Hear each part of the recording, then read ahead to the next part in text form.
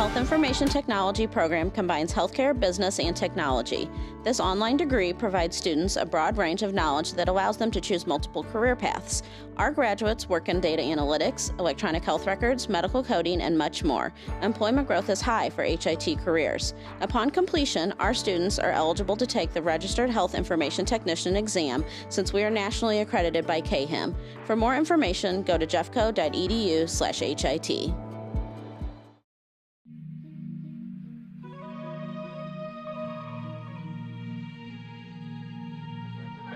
Drives the baseline. Shots no good. Rebounds put up and down. Lee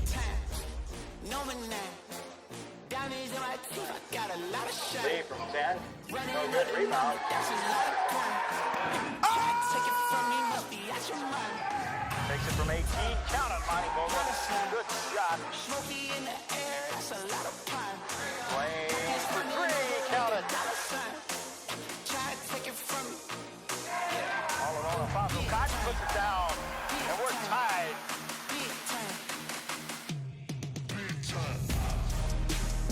We're back. You ready?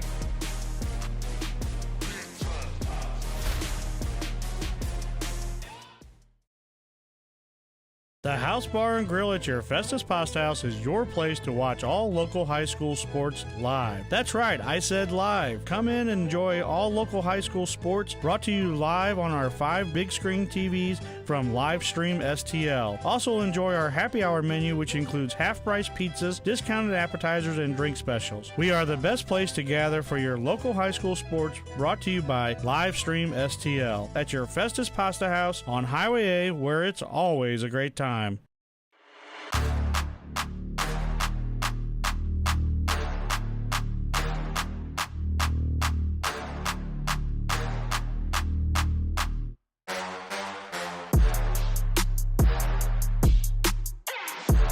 Alicia Cornell, Annapolis, Missouri. Shania Felton, Atlanta, Georgia. Kenise Mills, St. Louis, Missouri.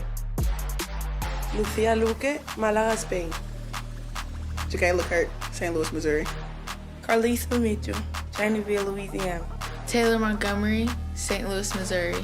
Josie Allen, Festus, Missouri. Sydney Burris, Milwaukee, Wisconsin. Lauren Bennett, St. Louis, Missouri. Paris Larkin, Bonter, Missouri. Sofia Bellegui, Madrid, Spain. Hannah Hayes, York, Pennsylvania.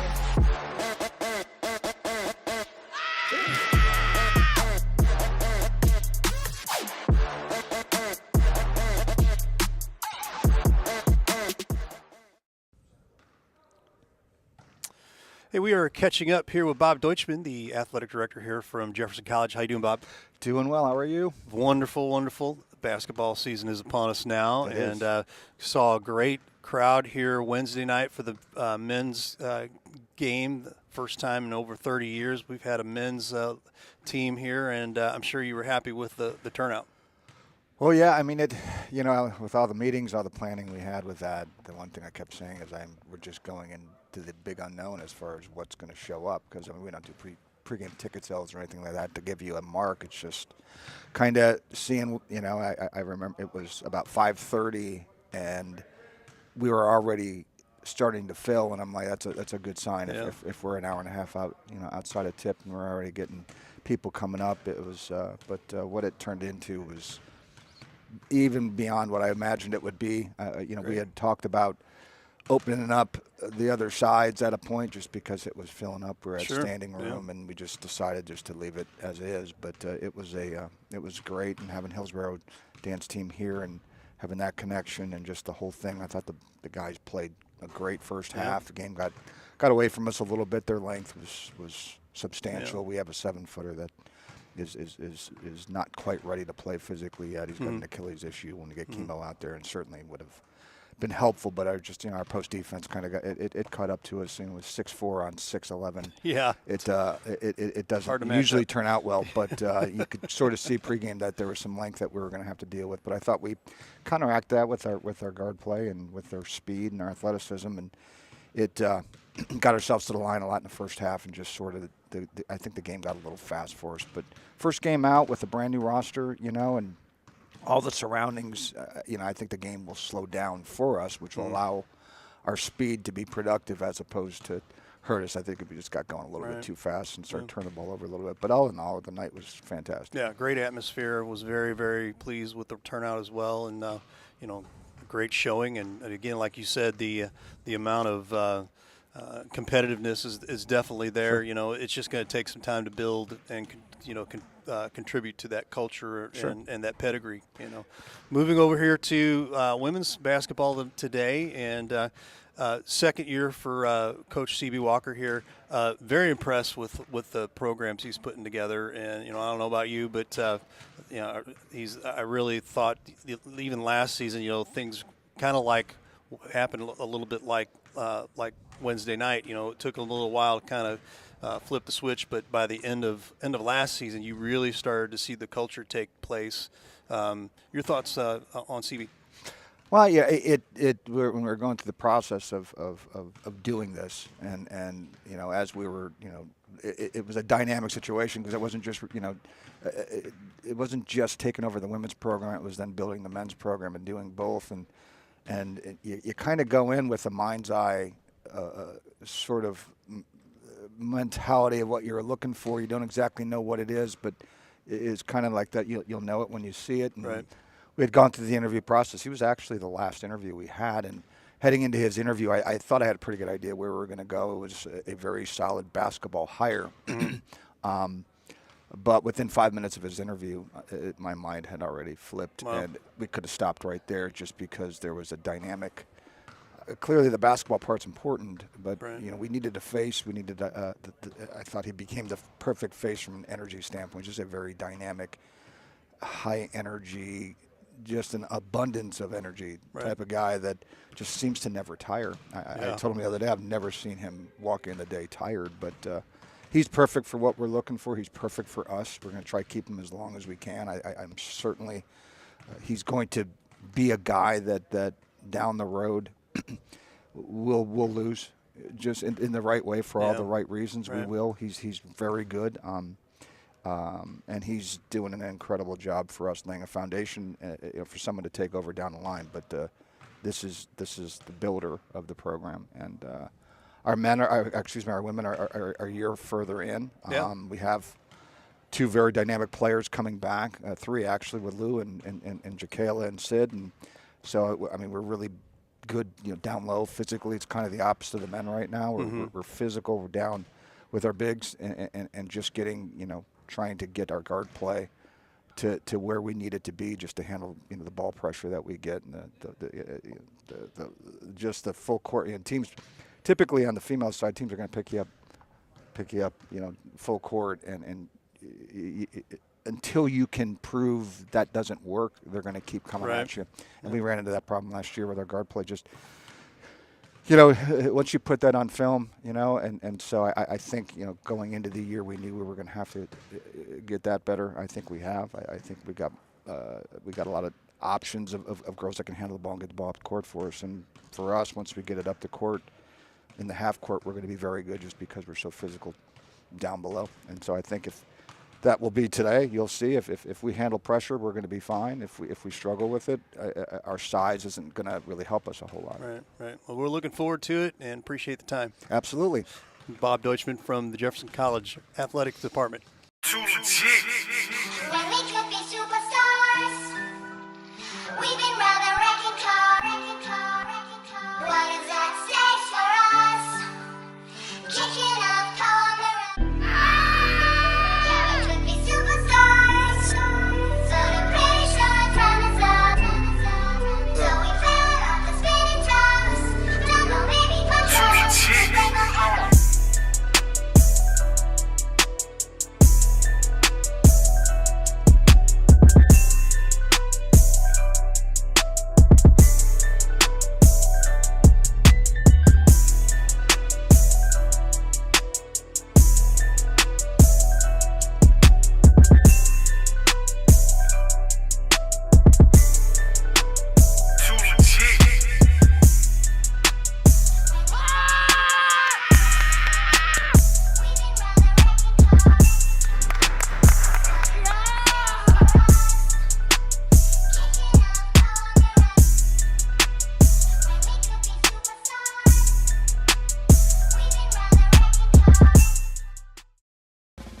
What if there was a place that could help you discover the possibilities? A place where you could find your passion, your purpose, your path.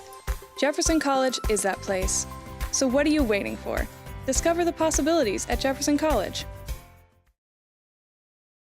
Rutherford is the place to shop for your next vehicle. We have a huge selection of new and pre-owned vehicles to choose from, and they're all priced to sell. Not in the market for a new car? We have a great service staff that can keep your car in top shape. Also, be sure to check out our parts department for your next car project. Once again, we're Rutherford off I-55, the Herculean Auto Mall. Family pride is driven home. Rutherford, Ruther.com.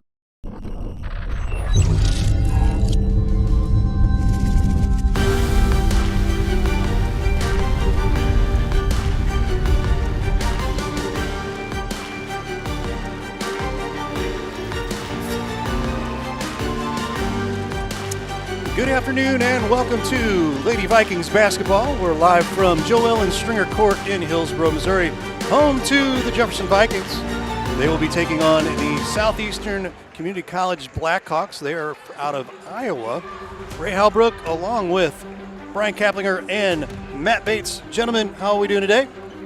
Doing good, fresh off, Friday night football. We're right back at it now because I was just going to say we're getting ready to kick off the basketball season here for the Lady Vikings, and Mr. Kaplinger along with me today. And once again, season opener for Jefferson College, but Southeastern Community College already come in 1-0. They beat Spoon River 67-37 back on November 1st.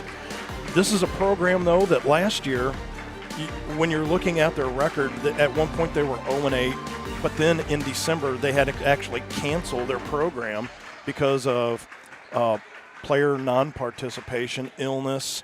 They had a number of things going on, so you're looking at a program that, for almost a whole half of a season had to close up shop, now try to rebuild, get back out. So I think from their side of the fence, they're going to have a lot of work because they're finally now getting a program back together, and they're going to take on a tough Jefferson Vikings lineup today. Absolutely, and it's always going to be early in the season is building consistency, building that teamwork, especially in basketball. You're playing off of one another, and that's really, really important, knowing where your teammates are going to be. We're going to step aside real quick, and we will here. be right back. Vikings basketball live stream STL.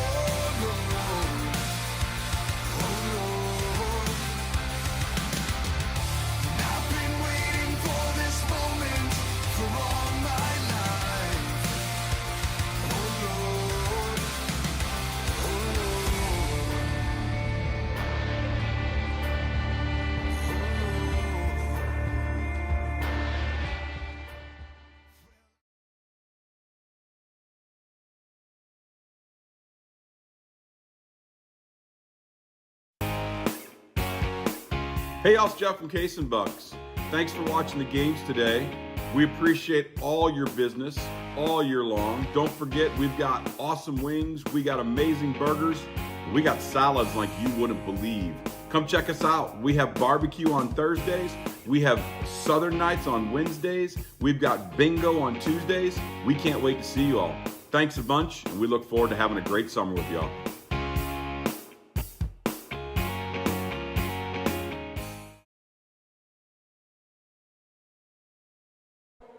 Back at the Jefferson College Field House, the Joe Ellen Stringer Court. Matt Bates, Brian Kaplinger back here with you alongside producer Ray Hallbrook. Go over the starting five for both teams right now. We'll just go with the home team right now for Jefferson College.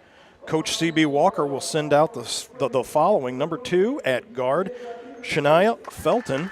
At guard, the 5'7" freshman, number 4, Kenise Mills.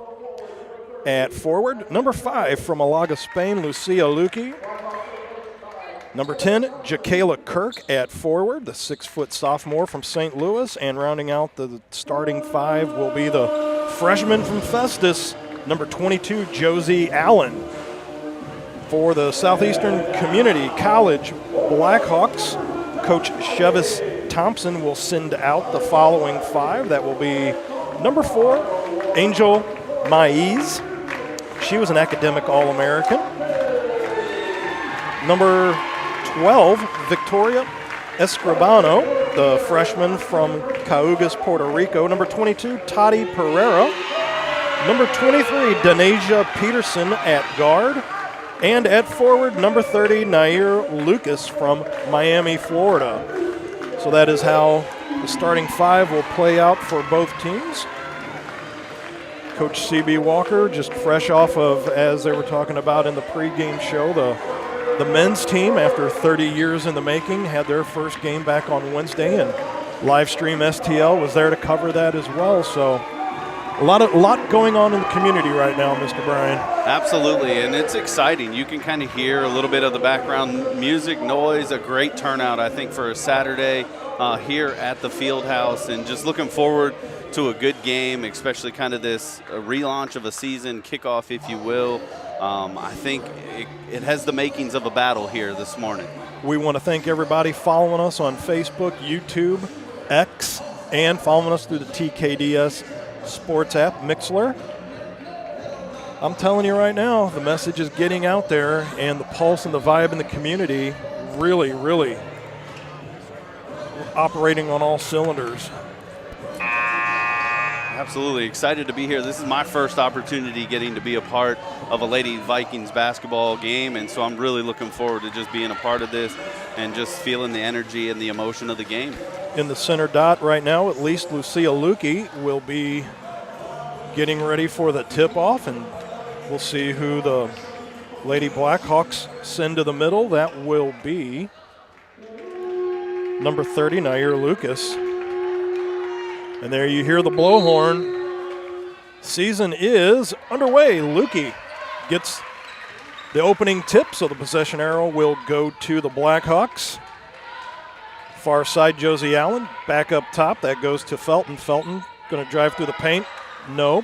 Tries to get her own rebound. Luque grabs it, kicks it back out. Trip through the paint.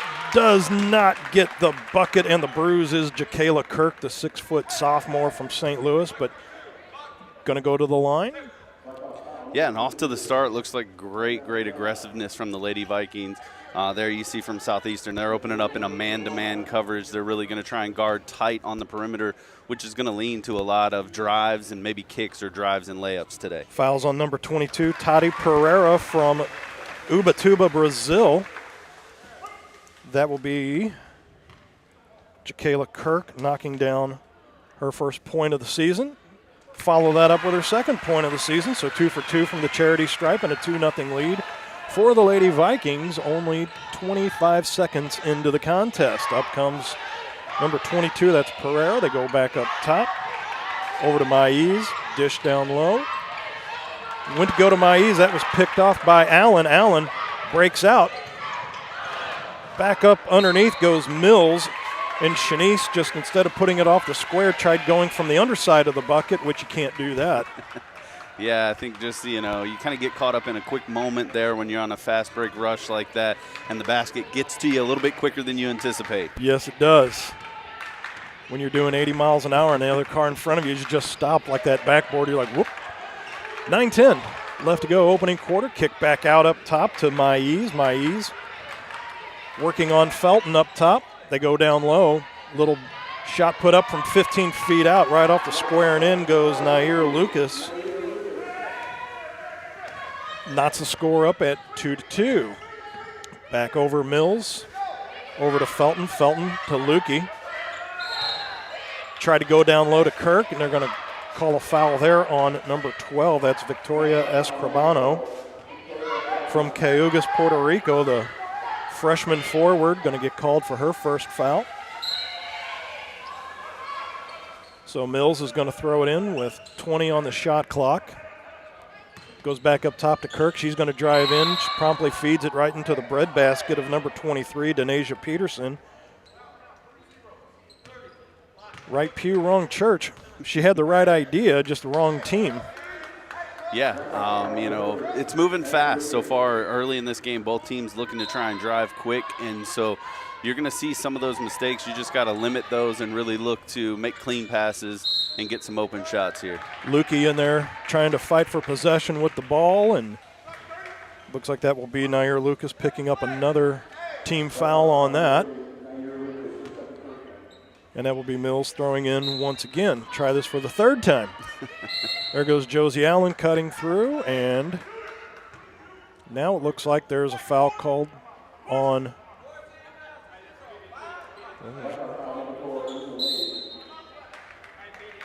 So, timeout taken now on the floor. That's what that was all about. We're going to keep it right here. We're going to talk about Cheap Seats Photography, Ray, and we'll talk about our good buddy, Mr. Ron Rigdon. He was in the house over at the Seckman game last night, and it was good to see Ron Rigdon. Cheap Seats Photography, but you got to go to cheapseatsphoto.com. That's 314-402-9014. Photos, banners, custom posters, wherever you see Livestream STL at. Those banners that we have, those were done by Ron Rigdon over at Cheap Seats Photography, but you got to go to cheapseatsphoto.com. 8:38 left to go. Opening quarter, knotted up 2-2. Only a minute and 22 seconds into this first quarter. Coming out of the break, Jacayla Kirk has the 2 points for the Lady Vikings as she knocked down her 2 at the free throw line. And Nair Lucas tied the game up at 2-2 with her bucket for the Lady Blackhawks. So coming out of the timeout. See if the Lady Vikings get together there to see if they have a different message than what was talked about during the timeout. To the line will go Josie Allen. Foul was on Maes, again picking up her first of the day. Again, not often you run across an academic All-American, but she was one of those, and especially at a program that had a shortened season. Not only that, but just canceled. So, got brains to go with the talent. Double threat. Allen misses both of those, so still 2-2 ball game. Up goes Felton, not fouled on the play, so turnover, Nair Lucas. Dishes over to Denasia. Denasia Peterson breaks through. She's tripped on the way through. That looks like that will go against Shania Felton from Warner Robins, Georgia. 5'8" sophomore. Out comes Lucas. In checks, number 34, Princess eBay from Phoenix, Arizona. Back up top there was Kenise Mills punching that ball out of bounds, so that'll be a throw-in for the Lady Blackhawks, specifically Toddy Pereira on the far side. Gives it over to Pereira. Pereira being guarded by Josie Allen. Down low goes off the board, and that will go out off the hands of Jefferson College, and that will be retained by the Blackhawks. Yeah, and so far what I'm seeing here from the Lady Vikings is they're in like a 2-3 zone defense, which is going to open up some shooting lanes, so you're really going to test the Blackhawks whether or not they can shoot from the perimeter early. And a backcourt violation as the ball went over the head of number 12 there. She doesn't. Escribano, she had touched it on the way over, but it still went into the backcourt, so it should be a turnover. So are they saying because she had touched it? They're saying she was in the backcourt at least before she touched it. They overturned the call there. Yep. Well. Okay. That's why the Stripes make the big bucks. And the shot clock goes off, so Basketball gods giveth, basketball gods taketh away, and as it should have been anyway, Lady Vikings are going to wind up throwing the ball in like they should have 20 seconds ago. Yeah, and absolutely. And I'll correct it. It looks like they're in a 3-2, not a 2-3 as they're coming out here on the defense, the Lady Vikings. And again, still Southeastern in that man-to-man defense. Lukey all the way over to Allen on the far side. And it looks like they're going to get Lukey with a block on the way by, just clip the mirror. Lukey picks up her first, 5th team foul. And throw in to double deuce. That is Toddy Pereira. Comes over the timeline, 7:43 and counting left to go. Opening quarter from Jefferson College. That is Green. Welcome to the game. Fires that one off the backboard. Josie Allen busts right back over the timeline. Put up by Kirk for 3. Off the square and in. She called glass on that. Hey, it doesn't matter how it goes in as long as it goes in these games. She has all 5 of the points for the Vikings right now. Far side, Denasia trying to drive on Felton. Winds up dropping a bucket in. That'll be Peterson's first bucket. Here's a shot put up once again. That goes off the panel. That was Kenise Mills. Rebound taken here by number 5. That's Justice Greens from Mounds, Illinois. Bounce pass. Mills. That's to Felton off the square and in. 7-4, 3-point lead now for the Jefferson Vikings. Yeah, and just great transition basketball right there. Off the rebound, push the ball early, get a good 2-on-1, and make it count. Toddy Pereira goes far side over to Peterson. Peterson, they kick back out. And that was Green putting it back up, but Blackhawks got the rebound, but it's now turn and go, turn and burn back up court. Here's Mills. She's going to drive through the paint. Goes off the backboard. Lukey back over to Josie Allen. Rebound taken by Felton. Kick back out. Felton grabs another rebound. Down to Lukey off the panel and in. Lukey from Malaga, Spain, the 6-foot sophomore. Yeah, definitely doing some work on the boards down low, making sure they get a number of second chance opportunities there on that possession and resulting in a solid 2 points from Lukey. And a little pressure being put on by Felton, and the ball will roll out of bounds, and so that will be Jefferson College ball on the far side of the court. Nice crowd for a Saturday afternoon affair. That'll be Jakayla Kirk throwing it in over to Josie Allen. Allen. Little pressure put on there by Green. Was able to break that over the timeline. Over to Kirk. Kirk. Dish back over to Carlissa Mitchell, who's just checked in, and a 3-ball put up and in. Didn't see who that was that dropped that one in, and another one dropped in as. So now it is opened up to a 14-4 lead. There's another turnover, pass down low. Off the panel and in goes Carlissa Mitchell. 16-4. What a run. Timeout taken on the floor. We're going to step aside with 5:04 left to go in the first quarter. This is Vikings basketball, live stream STL.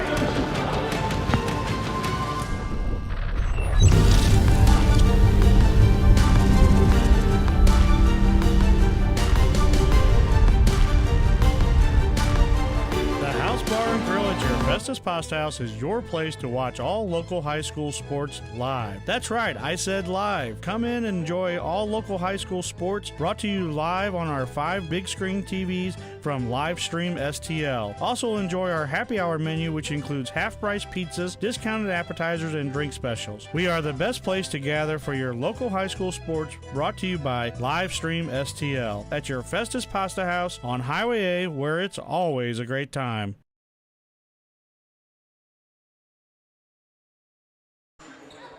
Back here at Jefferson College Auditorium and the Joe Ellen Stringer Court inside. Matt Bates, Brian Kaplinger with you.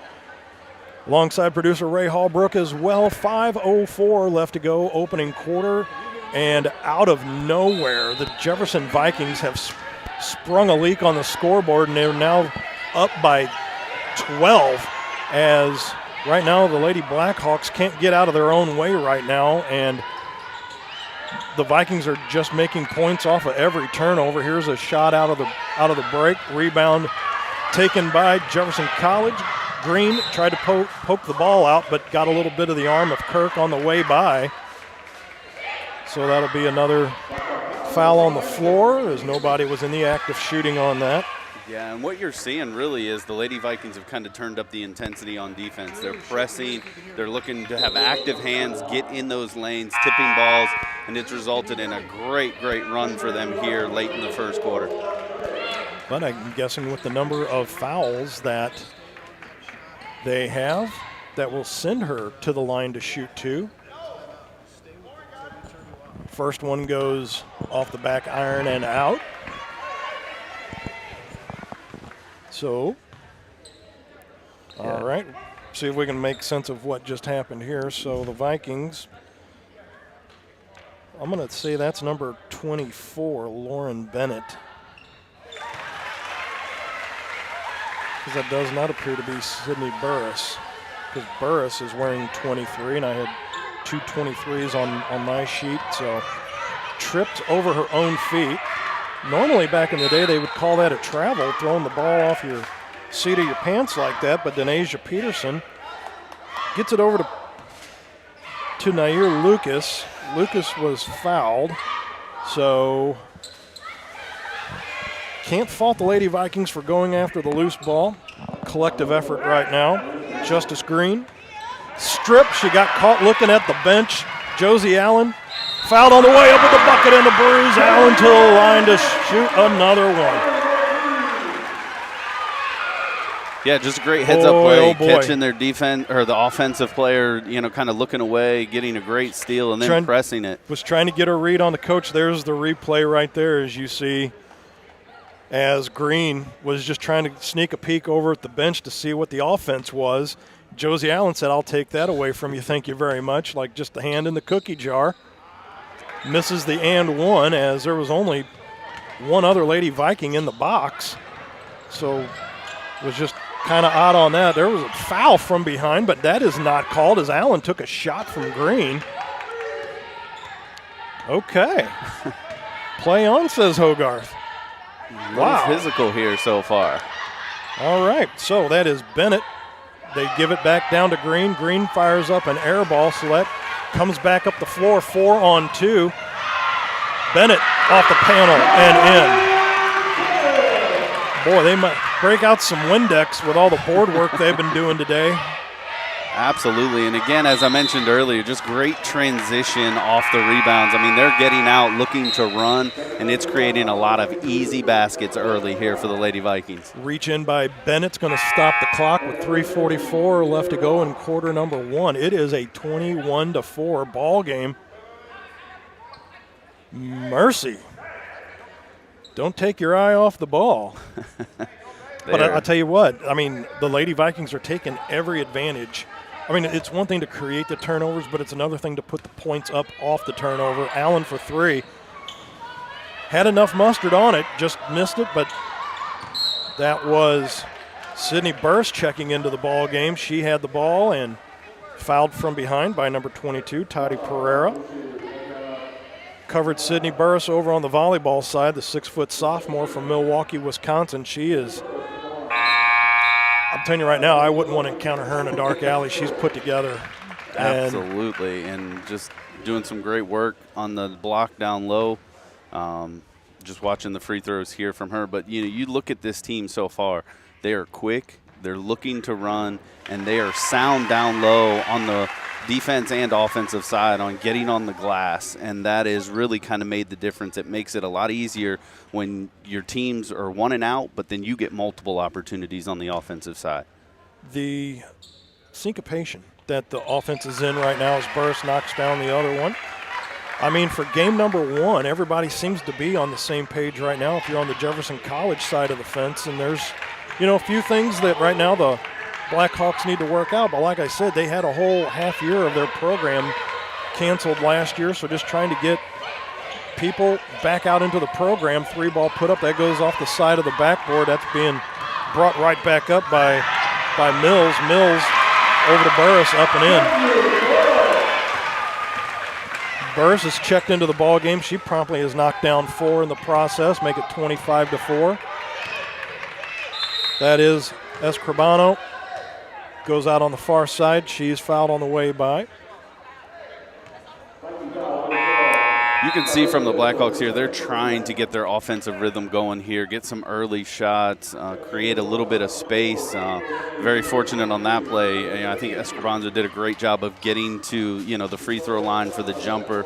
Defender just a little late, getting kind of on that side arm as she was shooting. Fouls on Carlissa Mitchell. That's her second one. To the line will go Victoria Escribano, again from Cayugas, Puerto Rico. Misses the first one. 2:56 left to go, opening quarter, and she will knock that one down. At least gets her first point of the day, does Escribano. So it is now a 25-5, so a 20-point lead now for the Lady Vikings, doing a lot of damage. Thought about putting the 3-ball up, did Shania Felton. Felton, they dish it back over to 33. That's Hannah Hayes who has checked in now. Burris goes up. They're going to call her on a travel. Thought she was fouled on the way up, but nope. Yeah, so far it's been very interesting, some of the calls. There have been some that are a little light, and others that have not been called seem like a lot of contact here. So even our referees kind of getting in rhythm for the season so far. Bennett walked around her, go off the panel, go to the line. Will be once again number 12, Victoria Escribano. She's going to try her luck once again. Step right up. Step right up. Right, and I like what she's doing here. Escribano getting to the lane, being a little bit more aggressive on the offensive side. She knows her team's down, and they've got to make up this gap, and so you got to get aggressive here. And then getting to the free throw line is easy points. Made a move, got around Bennett, went to the hoop, but the foul's going to be on Hannah Hayes, the 5'10 freshman from York, Pennsylvania. And she will knock that one through, so her 2 points have come from 2 free throws. There is Felton. Felton went to drive, fouled on the way by. That will be number 4, Angel Maiz. I think they were calling for a moving pick there and bringing it back the other way. Clipped a wing on the process, and the ref said, nope. Little too much. So 2:15 and counting.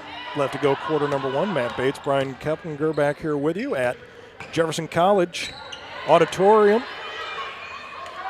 Free look at the 3-point bucket. That rattles in and out. Rebound taken by Hannah Hayes. Goes over on the far side and loses control of the ball. That will go out, and that will be a turnover, and that will be a throw-in now for the Blackhawks.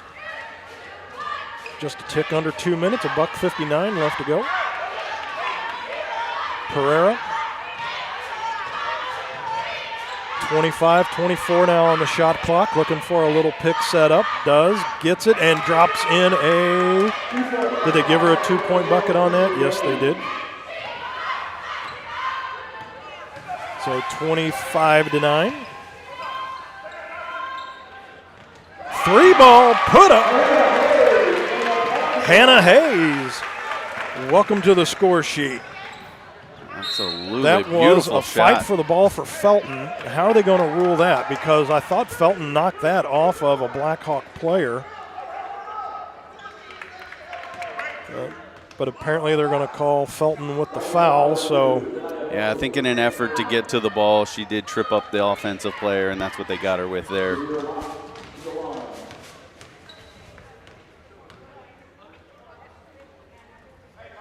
And that first one bounces off of everything, winds up falling through the canister.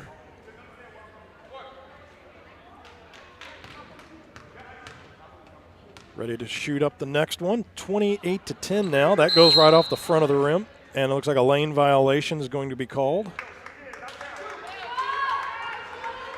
And that was Chudir Mock there at the line. And she's going to shoot another one as Vikings were a little too quick to get in there. And she still promptly bangs it right off the front of the rim. Fight for the rebound. Nobody's called a timeout, so are they going to call a jump ball? Are they going to call a foul? The whistle's blown. Nobody's made a signal yet, so they're going to say no foul. Everybody lay back down and just try grabbing the ball again. Right. I mean, I love seeing the effort here right off the get-go from both teams. That ball's on the floor, a loose ball situation, and they're going for it. So apparently they're going to call a foul on the play, and they're going to call Felton on that. That was a jump ball, but again, okay. So they're talking it over, maybe considering something different here. Unless they are calling a jump ball, because the possession arrow would still go to the Blackhawks anyway, because we haven't had a possession arrow change since the opening tip-off. That could be what they decided to do.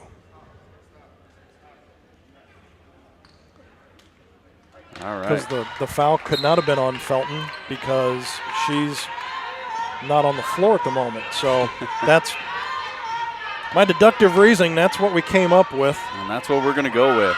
And that was number 23, Denasia Peterson, knocking down another one. Clawing her way back, 28-12 now. Lady Vikings. There's a block on the way by Victoria Escribano. 63 seconds left to go, quarter number one. 28-12, so Vikings are due to put a couple through the bucket right now. Absolutely. That's one of the things I love about the game of basketball. It is a game of runs, and momentum can swing multiple times in a quarter, multiple times throughout the game. And so it's just really who can lock down defensively and keep the runs short, not let these extended runs keep going and let teams back in the game. And Mills misses the first one. Kind of one-arms that one and misses that one. Misses both of them, does Kenise Mills. So, you know, when points are there for you, especially the free ones like that, when you go to the charity stripe, you got to knock those down. There was Escribano just kind of doing the hokey pokey in there right around the free throw line. And they're going to get Burris on the foul. She was just like, I've had enough of this. Either get rid of the ball or make a shot. And so she just ended the monotony.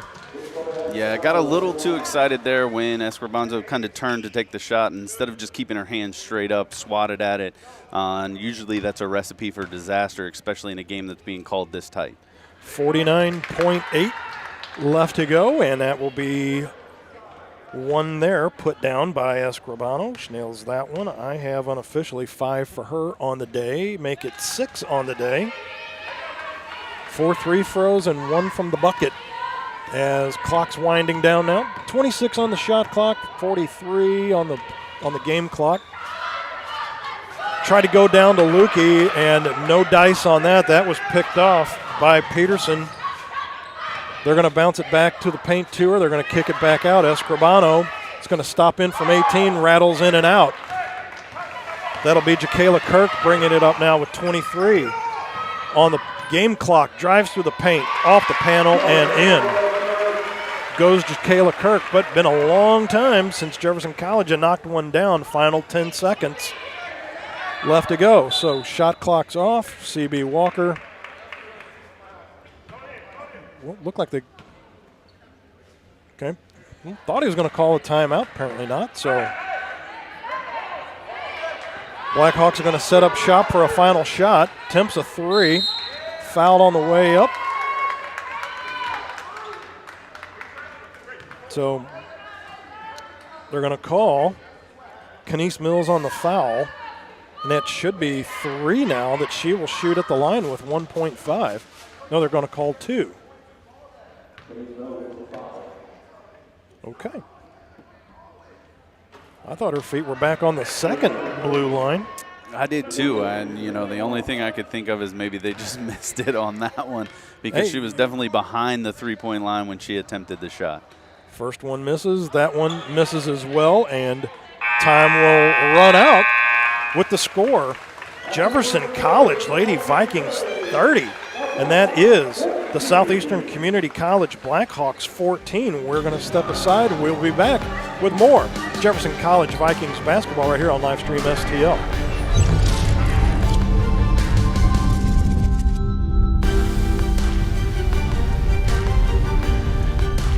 Rutherford is the place to shop for your next vehicle. We have a huge selection of new and pre-owned vehicles to choose from, and they're all priced to sell. Not in the market for a new car? We have a great service staff that can keep your car in top shape. Also, be sure to check out our parts department for your next car project. Once again, we're Rutherford off I-55, the Herculean Automotive.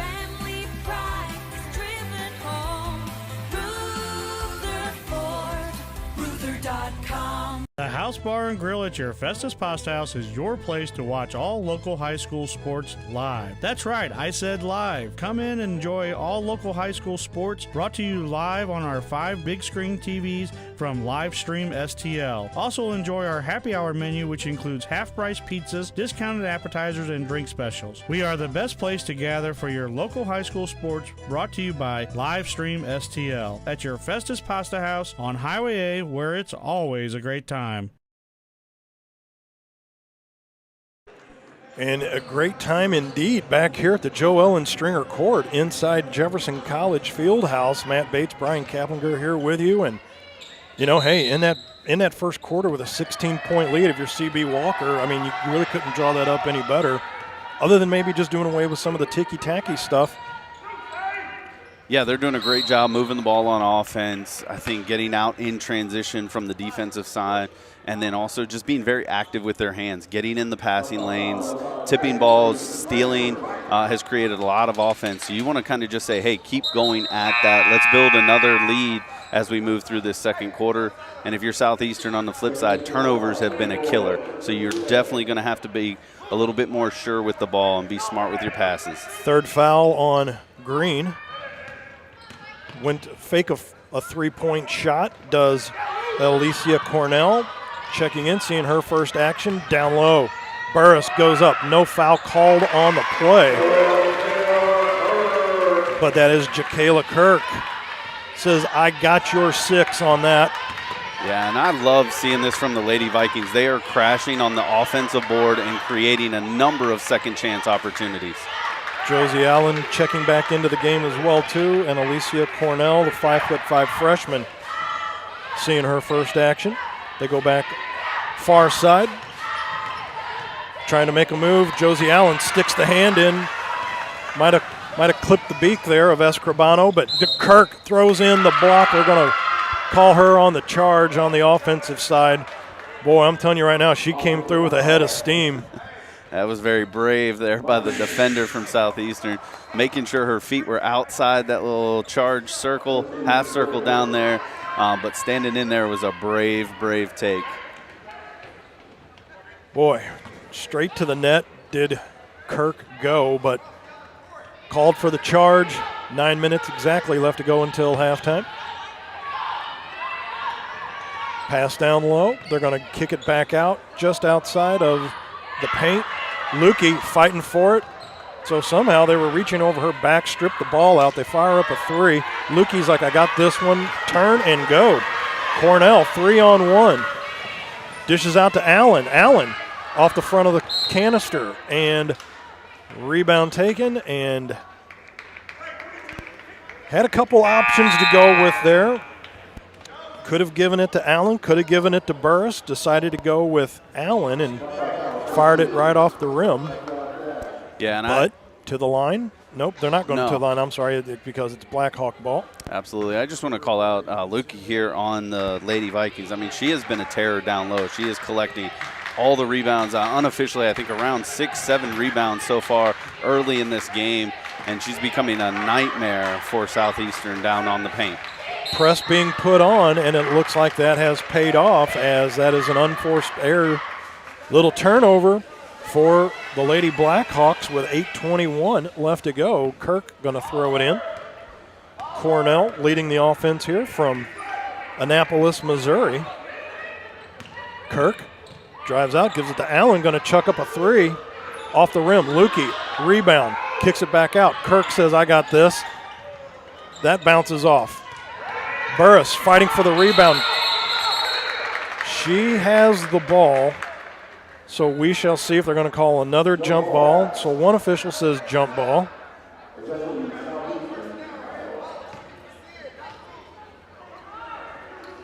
So maybe my deductive reasoning from the last time didn't pay off, because now Blackhawks are getting the throw in, so it was not a possession arrow for them last time. Now it should be. So Lukey just could not get there, and the train could not stop all in the tracks.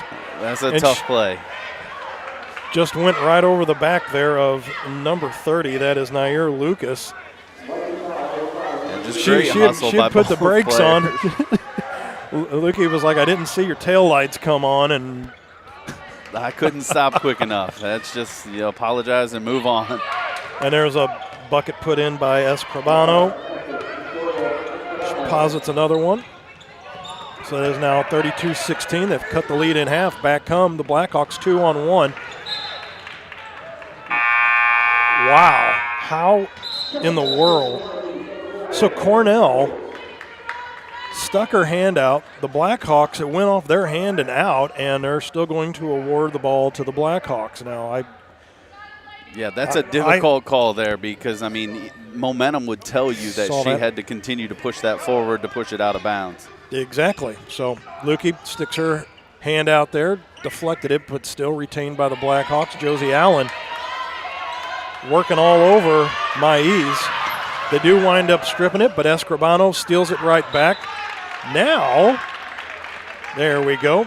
Call is correct, as the ball did go off the hand of Denasia Peterson. So that will be a throw-in by Sydney Burris. 7:20 left to go until halftime. Josie Allen near side by us. Little pick and roll set up by Lukey. Corner to Kirk for three. Drano! To Kayla Kirk. And again, just great offense right there. I've noticed that Southeastern's kind of gone to a 2-3 zone, which is going to open up the floor for shots, and Kirk is taking full advantage of that with a great shot. And almost a pick off by Burris there. I mean, you know, sometimes we try to integrate sports analogies, that zone. Like in football, when you set up that zone, there are open pockets, and you saw what happened with Kirk over on that far side. That's why that was a virtually uncontested three-point shot that she put up. And when you're not contested and you got all day, I mean, you got a lot of time to eyeball that up, and she deposited it right through the bottom. Absolutely, and that's what you're practicing for. And when you're facing a zone, quick passes will always defeat a zone, and that's what you saw from the Lady Vikings right there, get a wide-open three and nailed down by Kirk. Throw in. They go down low to Maiz, and it looks like she is fouled on the way through. She tumbles to the floor. It looks like that's going to be 4 team fouls on the Lady Vikings this quarter, so they're just one away from every foul after that being shots for Southeastern. Pereira looking to throw in, and that is number 12, Carlissa Mitchell, checking in. And took too long. Nope, never mind. Black 30, okay. I was going to say, I thought that was an awful quick 5 seconds, but they got Nair Lucas with a block on the way by, so up comes Josie Allen. 35-16, so a 19-point lead. Still a large double-digit lead for the Lady Vikings. Allen went off the hand of Denasia Peterson. Yeah, right now what you're seeing from the ladies, the Lady Vikings, they need to get some movement, get to the open spots on the floor against this zone. If you start becoming stationary and try and dribble too much, you're going to be susceptible to a double team from this zone. Kirk with the ball returned back to her from the throw in by Allen. Kirk went to strip the ball out once again. Now another jump ball being called, and can't really tell on the scoreboard either. I mean, and it's a nice scoreboard. I cannot see the possession arrow. It's down on the floor, that's why. There you go. Look at that. Producer Ray Hallbrook on it. So the possession arrow went to Jefferson, so they will throw it in. Allen just couldn't get it over the height package out there. That ball will be deposited right through the bottom by Toddy Pereira. Picks up her first 2 of the game. 6:16 left to go. And there is a timeout taken on the floor. So with 6:16 left to go, we will be back with more Jefferson Vikings basketball right here on Livestream STL.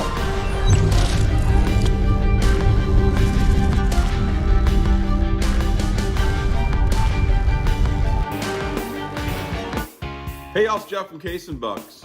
Thanks for watching the games today. We appreciate all your business all year long. Don't forget, we've got awesome wings, we got amazing burgers, we got salads like you wouldn't believe. Come check us out. We have barbecue on Thursdays, we have Southern nights on Wednesdays, we've got bingo on Tuesdays. We can't wait to see you all. Thanks a bunch, and we look forward to having a great summer with y'all.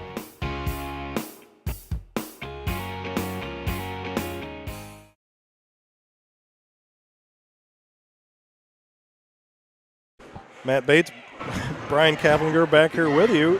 Jefferson College, beautiful Hillsboro, Missouri. Great day for football. Also a great day for basketball, too. And we're locked in a climate-controlled auditorium here at the Joe Ellen Stringer Court. And if you're on the Jefferson College side of things, I mean, right now, up by 17, 35-18. Yeah, you've done a great job of standing pat so far in this second quarter. I mean, it's kind of been back and forth what we expected a little bit coming out. Southeastern has got their feet under them a little bit here. You're starting to see a little bit more offense from them. But I still like what I'm seeing from the Lady Vikings as far as their defensive pressure. They're still trying to put a lot of emphasis on staying close to the ball handler and creating turnovers. That'll be number 22 with the throw-in. That'll be Pereira. Give it down low to Peterson. She bangs it off. Lukey, another rebound. Josie Allen breaks out of the massive bodies that had collected down in the middle. Couldn't get the pass out all the way, but does get it to Kirk. Carlissa Mitchell down to Josie Allen. Allen fires up a 3. That goes off the rim. Back comes Maïs. She navigates her way through, pulls it back up outside the 3-point arc. Gives it over to Peterson. Denasia out there on Mitchell. 14 on the shot clock. Back to Escribano. Back out to Peterson.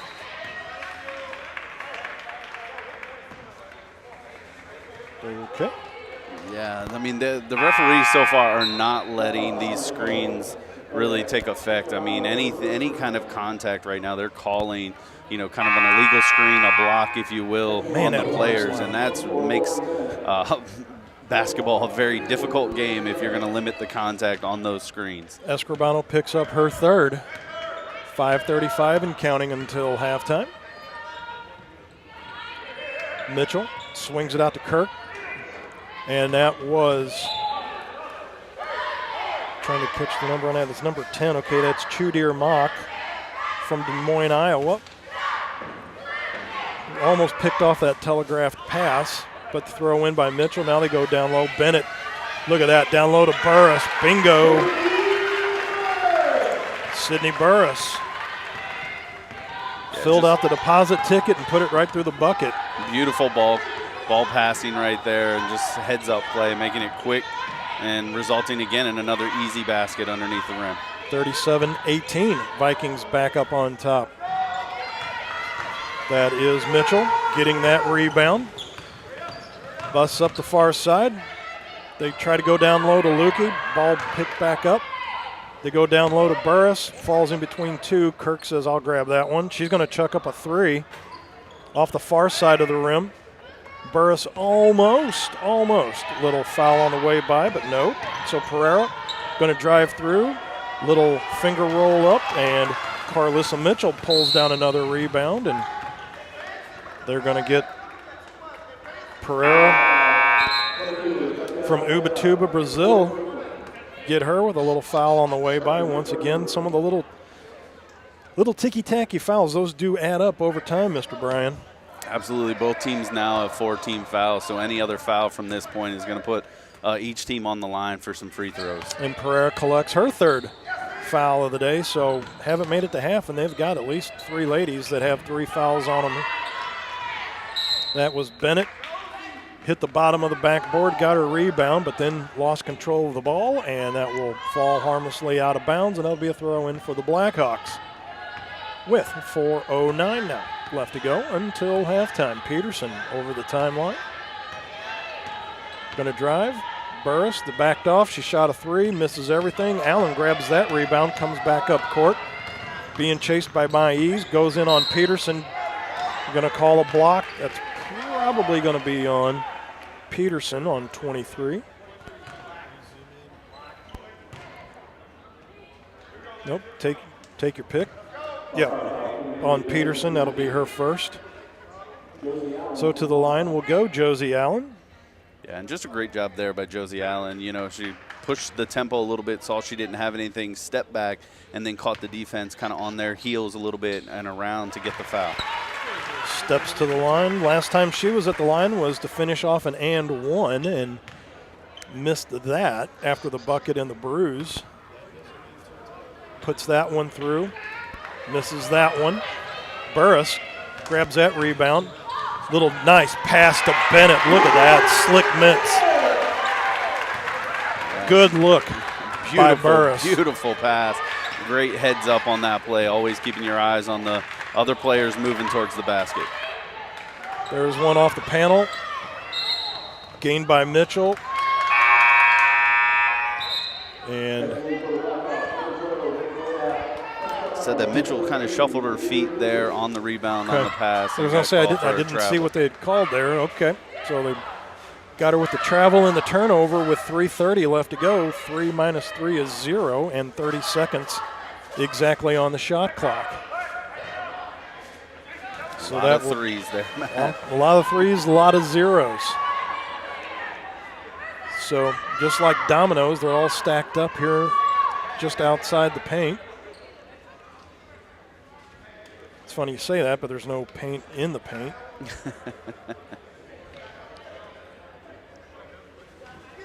So they'll get it here in just a second. Peterson looking to throw the ball in now for the Blackhawks.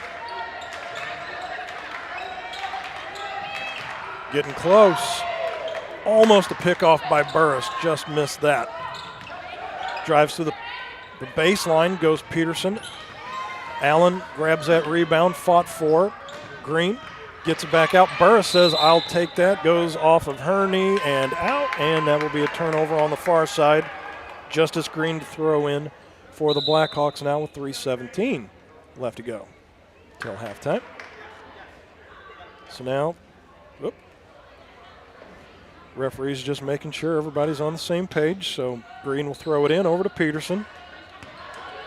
Sets up shop on Mitchell. Has Escribano looking to try to throw a little pick and roll. Now they break it back the other way. Escribano off of everything but does not fall through. That's Bennett down low, but that is number 30, Nair Lucas, picking up her fourth of the day. Allen over to Kirk on the far side. Back over to Burris. Burris soft touch, but it goes off the back iron. Rebound taken uncontested by Peterson. Back up the floor she comes. Stops up top, looks to go around on Mitchell. That's number 34, Princess Ebays, checked into the game, and that's a three-pointer put up by Green.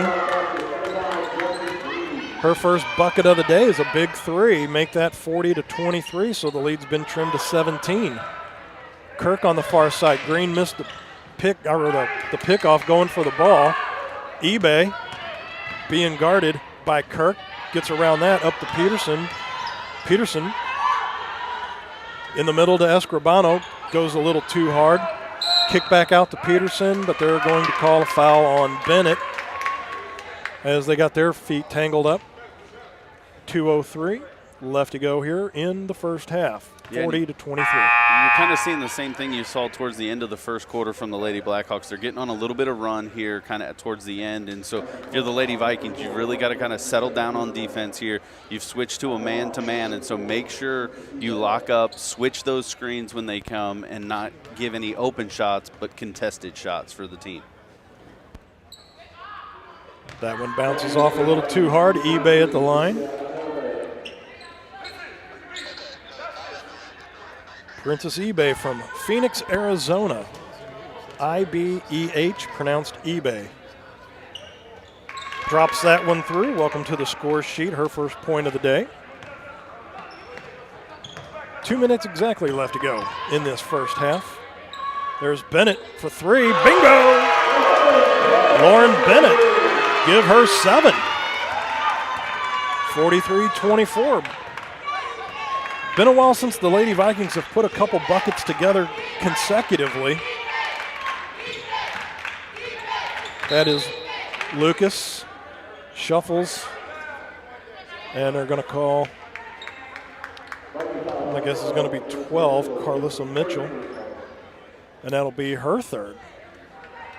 Yeah, you got to start kind of watching these fouls building up, especially in this type of game. Obviously, they're calling things very tight, and so you do not want to find yourself in deep foul trouble this early in the game. Totally agree. That one's fired up a little too hard from Lucas, sophomore from Miami, Florida.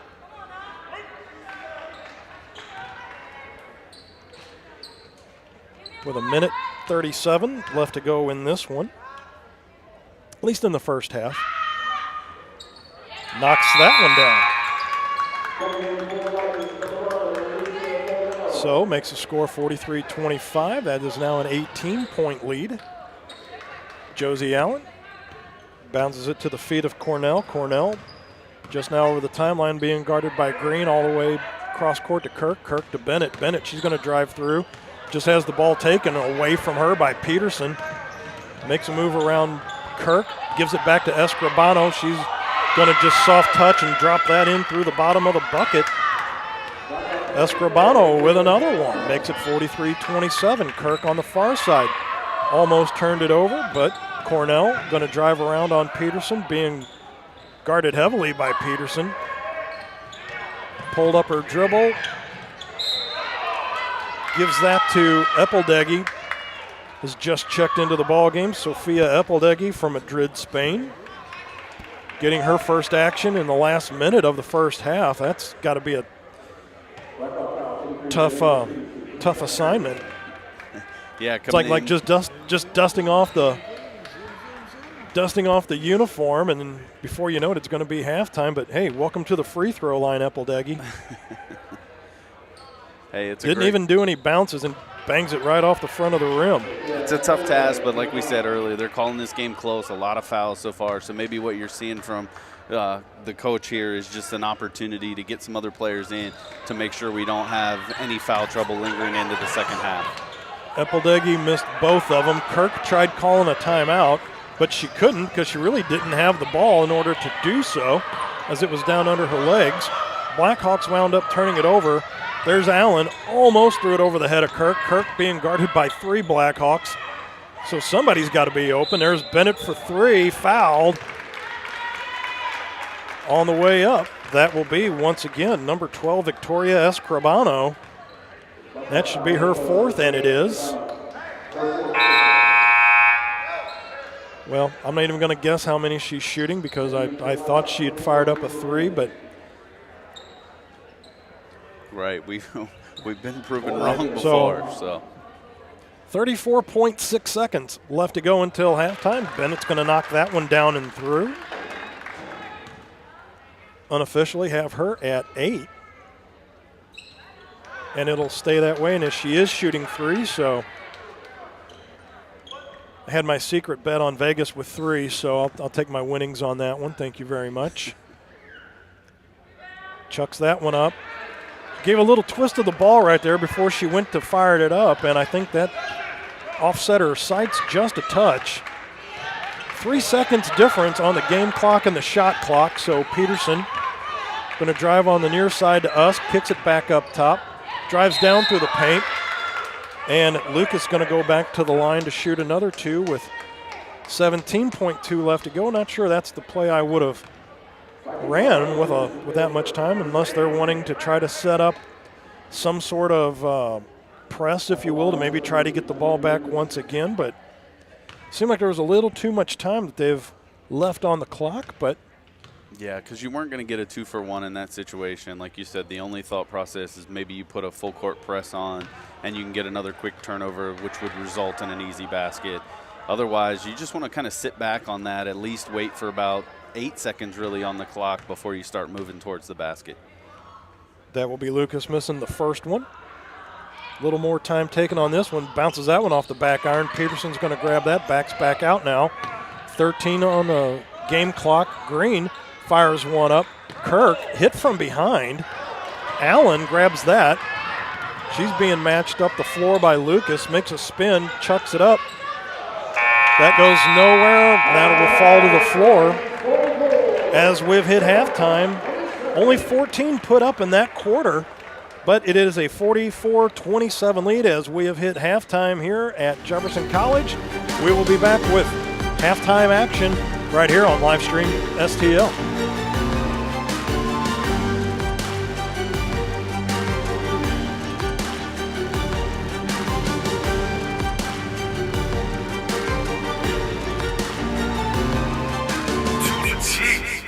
When we could be superstars, we've been round the wrecking car. What is at stake for us?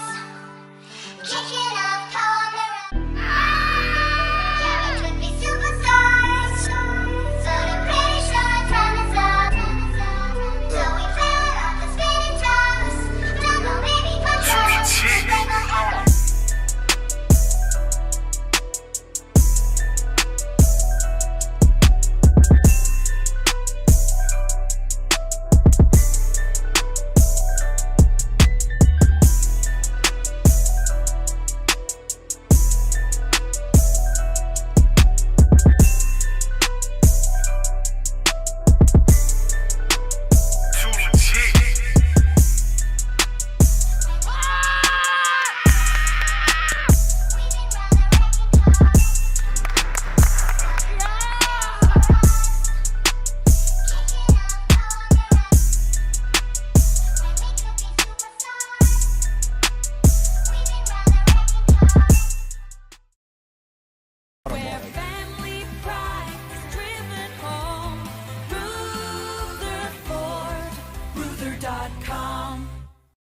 Thanks for watching today's broadcast.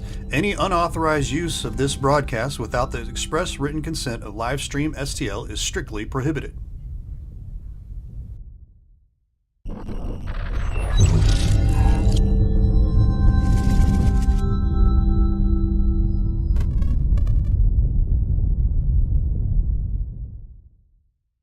Rutherford is the place to shop for your next vehicle. We have a huge selection of new and pre-owned vehicles to choose from, and they're all priced to sell. Not in the market for a new car? We have a great service staff that can keep your car in top shape. Also, be sure to check out our parts department for your next car project. Once again, we're Rutherford off I-55, the Herculean Automall.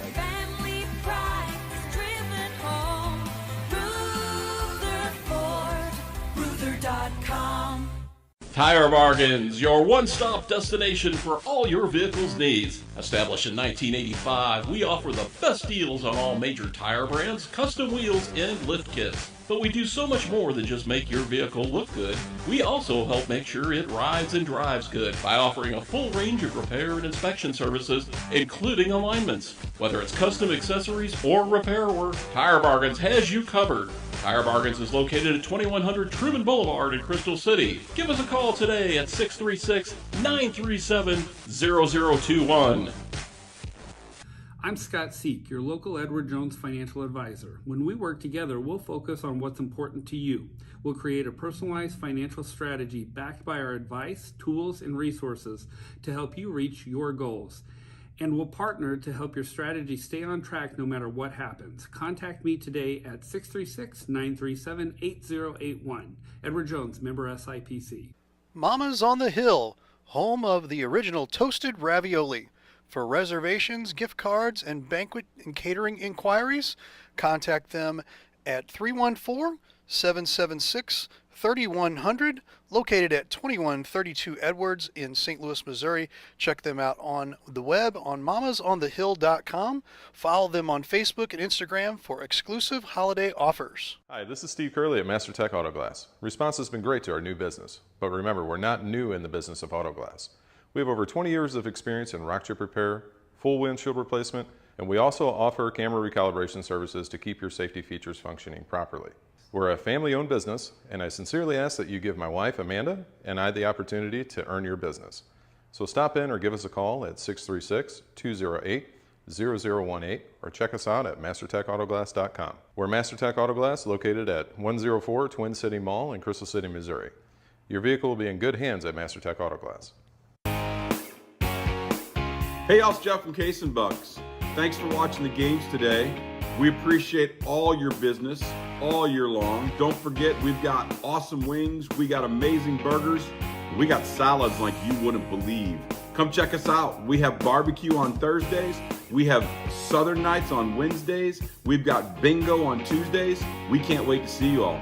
Thanks a bunch, and we look forward to having a great summer with y'all.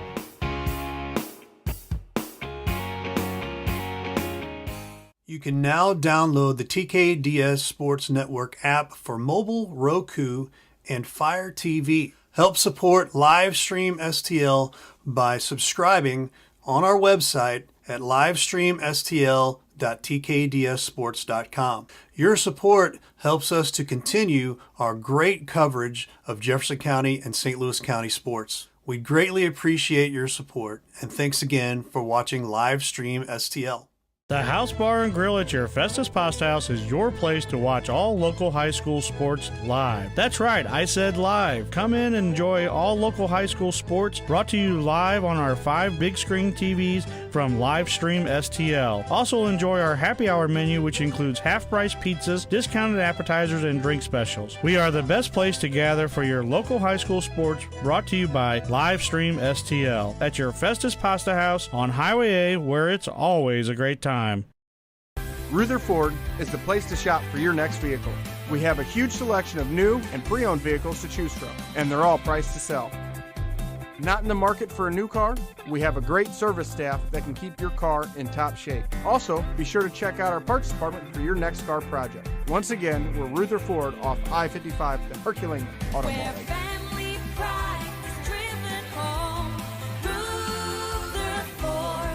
Ruther.com. Looking to buy or sell a home? Stacy Miller of Berkshire Hathaway Home Services has you covered. She'll help you with every step of the process, from preparing your existing house for sale to using the latest tools and technology available in your search for a new home. Let Stacy put the resources of Berkshire Hathaway to work for you. In today's market, the choice of a realtor is more important than ever. Give Stacy Miller a call at 314-606-1007 or visit her website at stacyzmiller.com. At Girardi Agency Missouri Farm Bureau, we're dedicated to safeguarding your present and securing your future. Whether it's auto, home, life, health, or business insurance, we offer comprehensive coverage tailored to your needs. We would love the opportunity to earn your business. Our office has been located in Hillsborough for over 30 years. Please contact our office today for a quote, 636-797-5800. The Breeze Dental Care Team consists of dedicated individuals who are caring, kind, and friendly.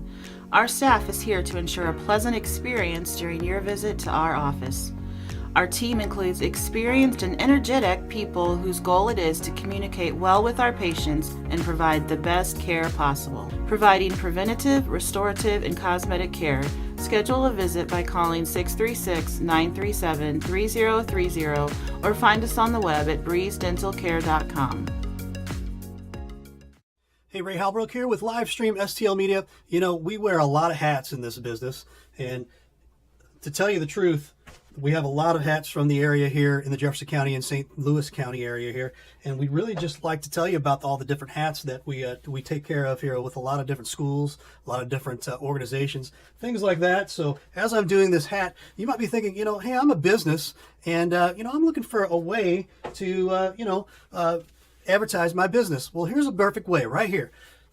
advertise with us here at Livestream STL. Real easy. Sponsor with us, 314-852-4398. I promise you will not be disappointed as we continue our hats here, because we wear a lot of hats. We'd love to wear your hat as a business as well. So partner with us as we continue our amazing coverage in the Jefferson County and St. Louis County area. We'd love to have you on here as a business. So consider giving us a call. Again, I'll throw this up here real quick, 314-852-4398. And again, like I said, your business helps us continue the great coverage in Jefferson County. I've got a handful more here, but man, we'd really love to have you as a part of our businesses as well. Again, if you're a business, big business, small business, doesn't matter, give us a call, 314-852-4398. I promise you will not be disappointed, as I got 2 more hats left here. And man, we appreciate having all of the amazing businesses in Jefferson County and St. Louis County. So again, give us a call, 314-852-4398. I promise you will not regret it. Have a great day. Ruther Ford is the place to shop for your next vehicle. We have a huge selection of new and pre-owned vehicles to choose from, and they're all priced to sell. Not in the market for a new car? We have a great service staff that can keep your car in top shape. Also, be sure to check out our parts department for your next car project. Once again, we're Ruther Ford off I-55, the Herculean Auto Mall.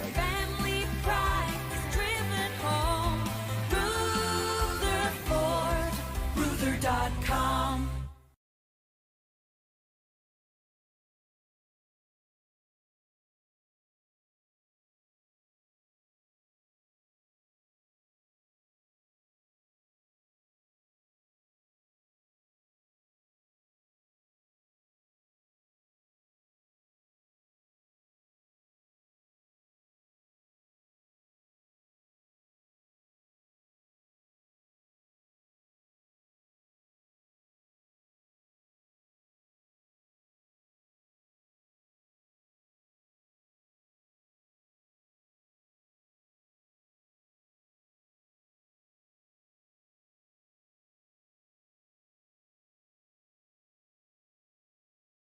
Ruther Ford is the place to shop for your next vehicle. We have a huge selection of new and pre-owned vehicles to choose from, and they're all priced to sell. Not in the market for a new car? We have a great service staff that can keep your car in top shape. Also, be sure to check out our parts department for your next car project. Once again, we're Ruther Ford off I-55, the Herculean Auto Mall.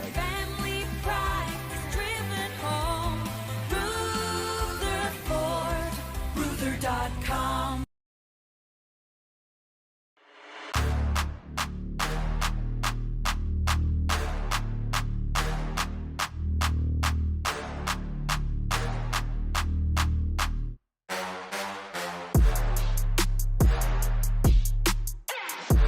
Alicia Cornell, Annapolis, Missouri.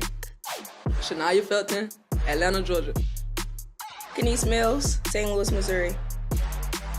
Lucia Luque, Malaga, Spain. Jacayla Kurt, St. Louis, Missouri. Carlisa Mitchell, Chinaville, Louisiana. Taylor Montgomery, St. Louis, Missouri. Josie Allen, Festus, Missouri. Sydney Burris, Milwaukee, Wisconsin. Lauren Bennett, St. Louis, Missouri. Paris Larkin, Bonter, Missouri. Sofía Bellegui, Madrid, Spain. Hannah Hayes, York, Pennsylvania.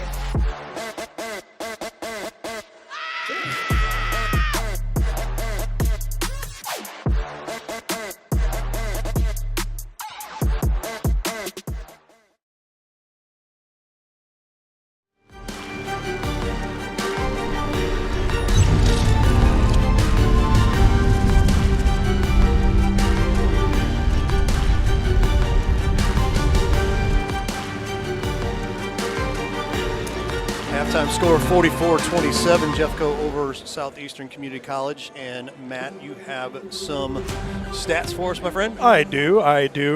We will start with the visiting team, the Southeastern Community College Blackhawks. That is Victoria Escribano, their leading scorer. She put 9 down, and Nair Lucas with 5, and Denasia Peterson with 4 rounds out your leading scorers for Southeastern Community College. For the Jefferson College Lady Vikings, numbers read off the charts. Jacayla Kirk, off the bench, she was one of the starters today, knocks down 12. That is Lauren Bennett off the bench, who has 8. And Sydney Burris off the bench has 6. And then that's followed by Shania Felton with 4. And that is Josie Allen with 3, along with Hannah Hayes knocking down a big 3. But as Brian and we were talking before we came back on, Jefferson College in that first quarter knocking down 30, only mustered 14 in that second quarter, Brian. And the Lady Blackhawks, that was only a 1-point difference as they knocked down 13. Right, and I think you saw from the Lady Blackhawks, they really kind of got into their defensive presence.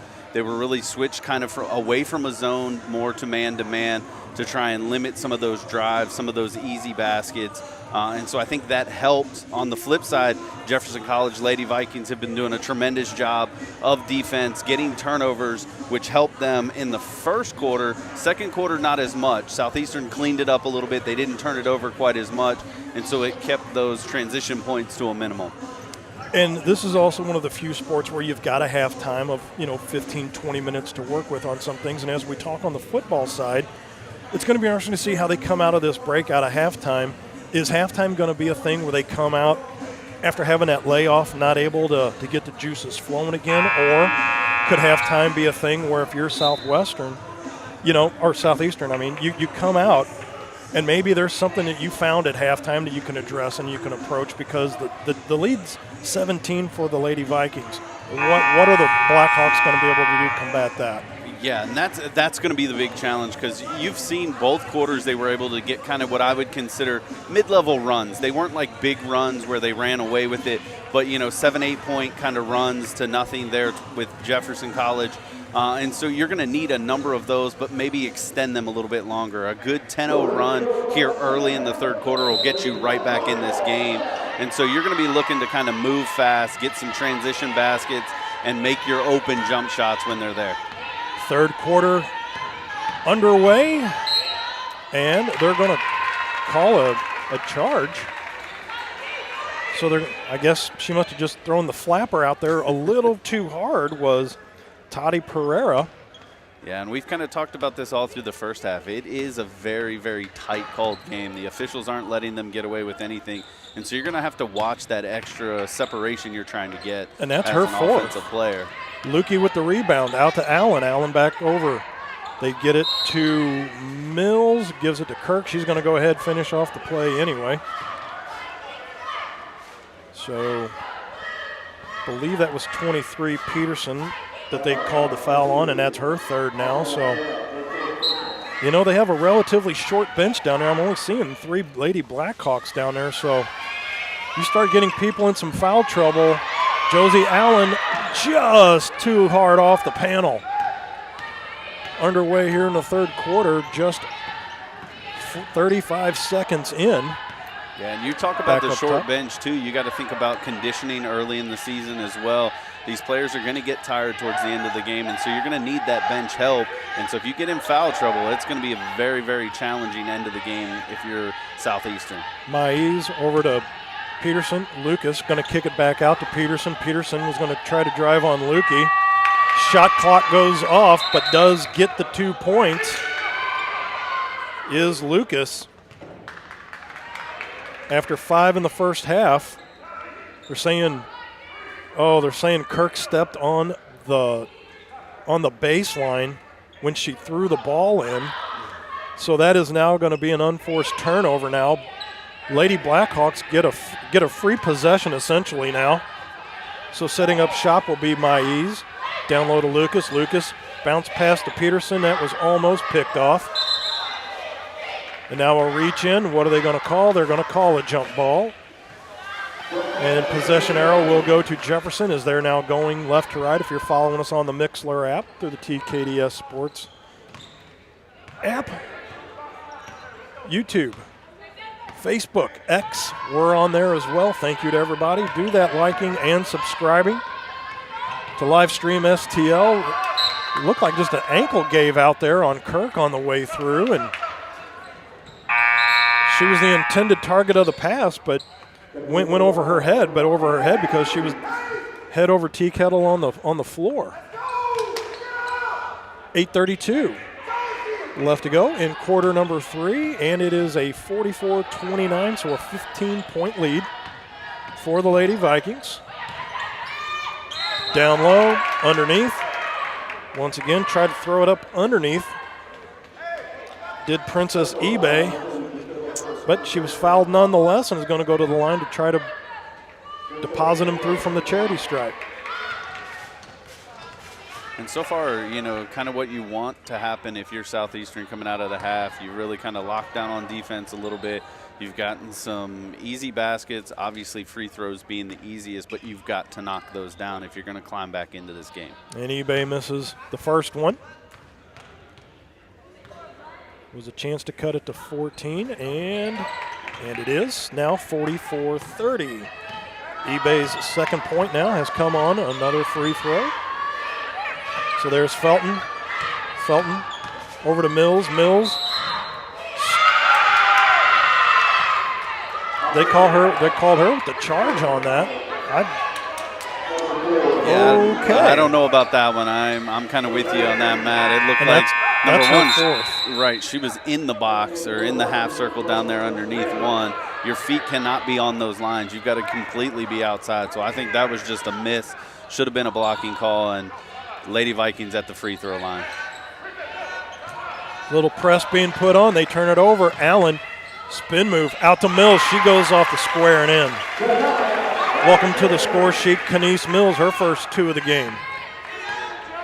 Now a little man-on-man press being put on here, and they're going to, now that the Lady Vikings have put a little pressure on, Blackhawks have turned the ball over again now. They called for a travel. So that is going to be a throw-in by Kirk. And yeah, I like the call by Coach Walker here just to kind of get some pressure, maybe get some energy back in your team as they came out a little bit struggling. Kirk at the charity stripe kicks it back out. Mills for 3. Off. Lukey was going to reach in there, tried it again, said no, cooler heads need to prevail on that one. Is able to come back, poke the ball away from Peterson, but Peterson gets it over to Green for 3. Off the back iron, up comes Josie Mills. Mills. 2-on-1, off the square, in. Josie Allen give her 5 on the day. Little pressure being put on now by the Lady Vikings have made the Blackhawks a little uneasy in their own skin, back in their own end of the court. Felton picks the pocket of Green. She got caught looking.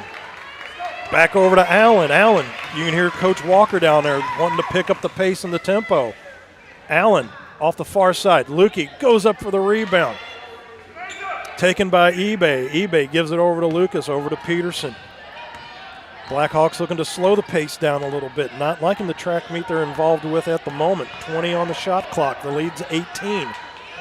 Goes off the foot of Peterson. She's able to get it back.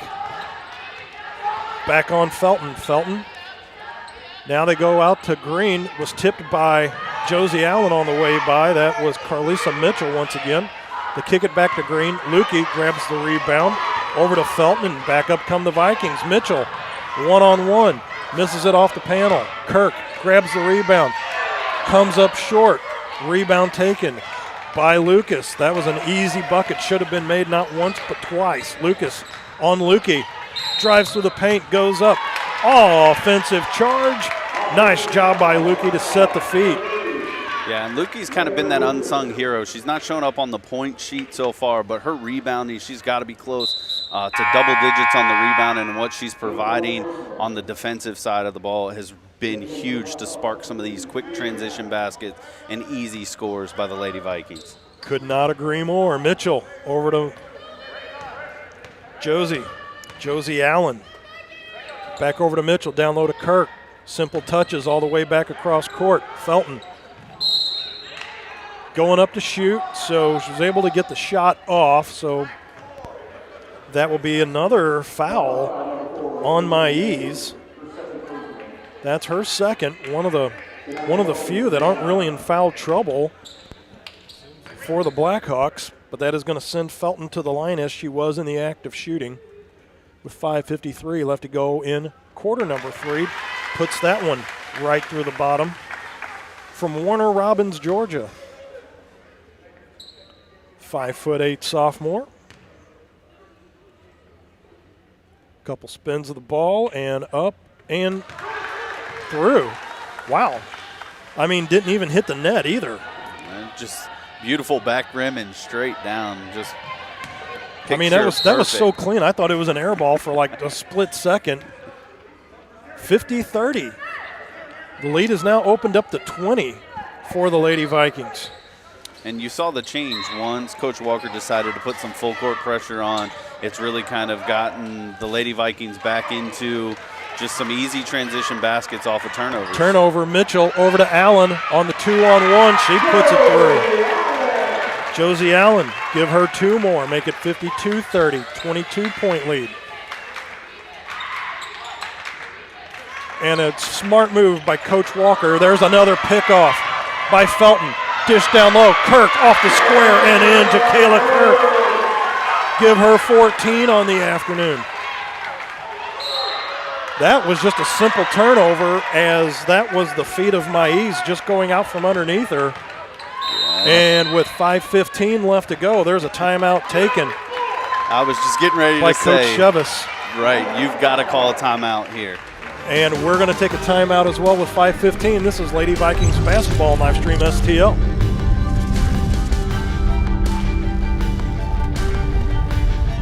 Bar and Grill at your Festus Pasta House is your place to watch all local high school sports live. That's right, I said live. Come in and enjoy all local high school sports brought to you live on our 5 big screen TVs from Livestream STL. Also enjoy our happy hour menu, which includes half-price pizzas, discounted appetizers, and drink specials. We are the best place to gather for your local high school sports, brought to you by Livestream STL at your Festus Pasta House on Highway A, where it's always a great time.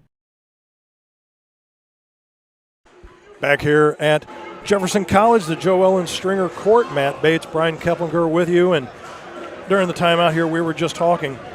Great job by C.B. Walker to understand coming out of that halftime break, wanting to speed up the tempo of the game, not allowing complacency to set in to where no lethargy coming out of that break to set in to where the game got more closer, more competitive than what it needed to be. I think that was a great job keeping the Vikings able to keep the foot on the gas, and now has expanded it out to a 24-point lead, Brian. Yeah, and, again, I was calling right before that timeout. I'm like, please, Coach Thompson from Southeastern, you've got to call a timeout, settle your team down, figure out this press. But to your point, when you can just engage like that, get into that rhythm, it takes the thinking out. You're just reacting to what you see, and that's one of the best things you can do as an athlete, because then you don't get in your own head.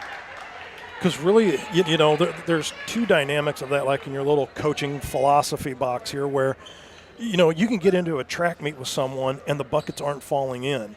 You get into that track meet and you're putting the points up off of it, and it almost seems to be that's what the comfort zone is for the Lady Vikings, to that point of they're just going up and down the court, making the passes, putting the buckets in, and not really having to think about it.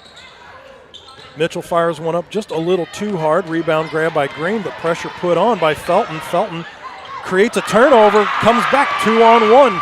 Felton's going to take it all on her own, off the square and in. Yeah, Felton's been electric for him so far to start this second half. Her defense, just man-to-man pressing, resulting in a lot of turnovers, and so you can credit her with the spark for this start to the second half. Maiz gets it over to, I was just going to say to eBay. And she's able to put one in off the glass and in. Been a while since the Blackhawks have sunk one through, now 56-32. Allen's going to chuck up another 3 off the back iron. Lukey back out. Mitchell over to Kirk. Allen thought about going a 3-ball again. Backs it back out all the way across to Kirk. Boy, that flow of hair, I'm telling you right now, all the way down to the ankles. Green almost stepped on the baseline, but she's going to turn around. She's going to fire up a 3. That goes off. Back out. And right there in front of the ref, she does step on the out-of-bounds line, is Maiz. So it looks like it's going to be a mass exchange of players here. Looks like 5 checking out, 5 checking in on both sides. Yeah. And that does appear to be a timeout taken as well with 3:58. And we'll keep it right here. And Who are we going to talk about, Mr. Ray? Pasta House? Let's talk about our good friends over at Pasta House, Texas Roadhouse, and Case and Buck's Grub and Pub. You can catch local sports all at those particular restaurants. For Pasta House and Texas Roadhouse, both in Festus, Case and Buck's Grub and Pub in Barnhart. All brought to us by us here at Livestream STL. Tell them thanks so much for allowing us to bring you local sports here into these restaurants. And Mr. Ray, while we have the timeout and we've got you on the microphone, your thoughts so far as Brian and I have been spelling out the way the game has flowed, but what have you seen on your end as you've been navigating the knobs and the dials over there? I've been navigating an amazing amount of pressure both at the beginning of both the first and the third period here. And that has led to so many turnovers and just easy buckets for the Lady Vikings. So kudos to Coach Walker coming out there and starting with the pressure right away. 3:58 left to go, quarter number 3. 3 plus 5 is 8, and this extended break. And again, what a job by Burris coming off the bench and Bennett. I mean, those two alone, they've added up to 16. But you look at the solid gameplay, Jacayla Kirk, though, her 14 that she's put up on the board. So, I mean, you're seeing, some production from your starting 5. You're seeing some production off the bench. Again, some of those little coaching 101 boxes where you're like, okay, check mark, okay, check mark. So, again, I think outside of just some of the ticky-tacky fouls, there aren't many things, at least right now in game 1, that I see that need to be cleaned up because they're getting the points off turnovers. It's not like they're getting the turnovers, not putting points up off of that. They've done that checkbox. Absolutely. So unless you got something else, Coach, that you're seeing that I'm not, it's been a relatively clean game. There's a 3-ball. That was put up by Hannah Hayes checking back into the game. Things getting a little spicy underneath, and once again, I'm telling you right now, I would not get the ire of Sydney Burris. I'm just telling you, because eventually we were going to talk about this, which is I think her volleyball skills, when you see the eyesight, her vision, and translating that over to the basketball side of things, I think her skill set reads a little larger. Oh! What an effort. Ball on the far side was picked off by Mills. Tried throwing it back in, but she just stepped on the out-of-bounds line on the far side, and that's where the Blackhawks will throw it in at. Back to Peterson in the far court. Near us now to Lucas. Lucas gets it over. And that will be Escribano. Misses all of that. Back comes Hayes. Hayes. Ball's picked off by Peterson. 3 on none. Over to Escribano, she goes off the square and in. Give her 11 on the day. Turnover there, free points essentially on that 3 on none for the Lady Blackhawks. Hayes back up top. They go to Mills. Mills throws it off. Hayes goes in for the rebound, fights. Goes off the hand of eBay. Lady Vikings, nice job by Hayes, because if she doesn't stick her hand out there, doesn't go off the hand of eBay, she would probably have brought that ball in. So nice job. Bounce pass from Mills. Went off Burris, but it went off of a Blackhawk before it went out. And Mills promptly just shoots it right over Bennett's head. Goes out of bounds, almost like she wasn't expecting it. So not sure if that was a read on what play they were going to run, as the referee just caught her by surprise too there, caught Pereira. So everyone just finally getting back on the same page here right now. Here's Lucas. Kicks it out to Pereira. Pereira over to Peterson. So now random whistle. Yeah. Okay, so they're fixing the shot clock. Okay, because I was like, there's no 20 on either team, and so okay, so the shot clock goes back to 20. Resetting it, but to kind of get back to your point, you were talking about Sydney Burris there playing volleyball and just having great awareness on the court. And you've seen that in this game. She just has tremendous vision. She sees kind of almost what's happening a little bit before it actually happens, which is allowing her to get in some great positions, not only in the block down low, but to thwart off some of these drives from Southeastern. And so she always seems to find herself in the right place at the right time. When you can get an athlete like that can almost, like in a game of chess where you're looking at like 3-4 moves ahead and you can see how that will develop, that's really a skill set you can't teach. You're right on there. And you know, being able to be on the court, especially coming off the bench in a game like this, to have a player like that with that type of basketball IQ, or really athletic IQ is really what we're talking about, just creates a depth on your team that most teams you're going to play against don't have. Second foul on Burris. To the line will go Escribano.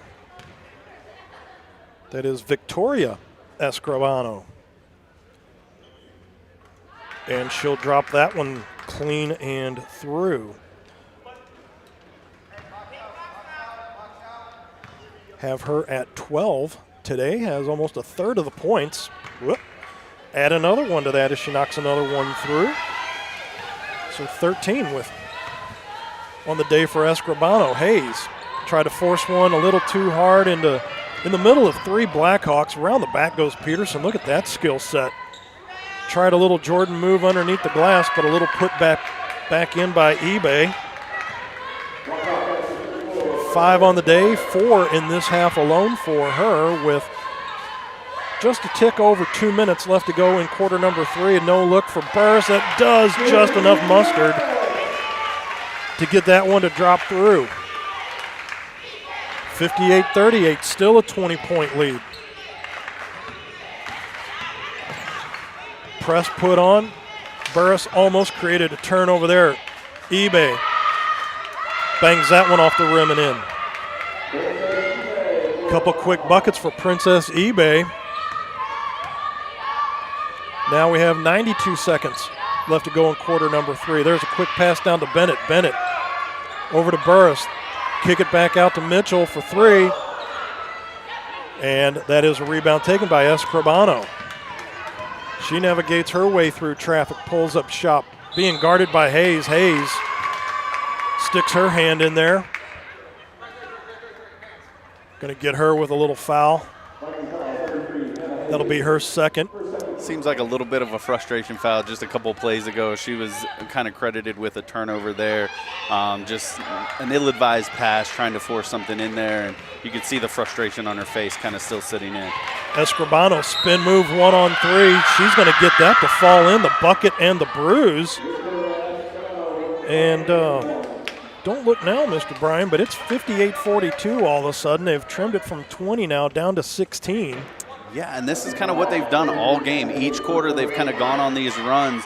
They've just got to clean it up, maybe extend this run a little bit longer, because they're still kind of on that edge. So they need to find, maybe 6 to 8 more points here before the half, which is going to be daunting with a minute left. And that is Kenise Mills back over to Hayes. Hayes over to Burris. Went to look down low. Bennett finally got there, but they're going to go all the way back out to Mitchell for 3. A little too hard on that one. Burris gets the rebound, 1-on-3.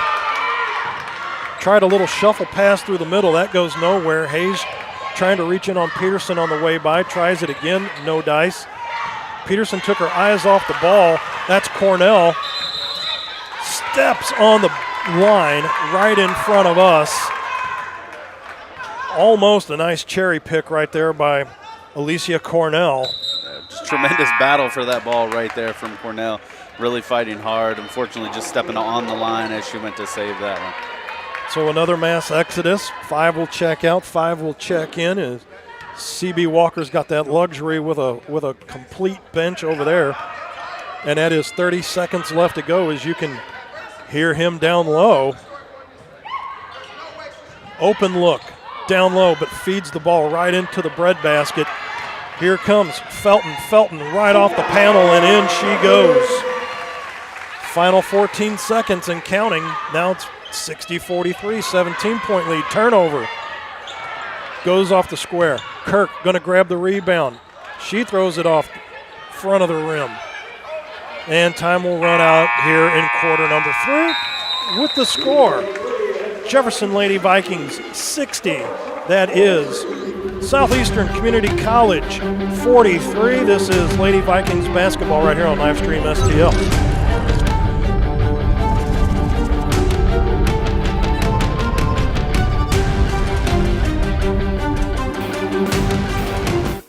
Hey, y'all, it's Jeff from Case and Bucks.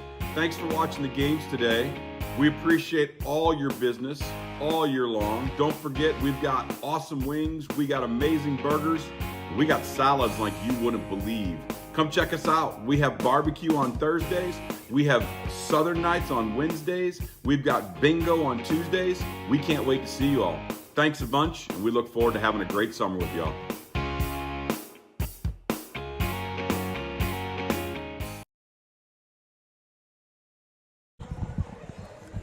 Matt Bates, Brian Kaplinger, and producer Ray Hallbrook in the house here today.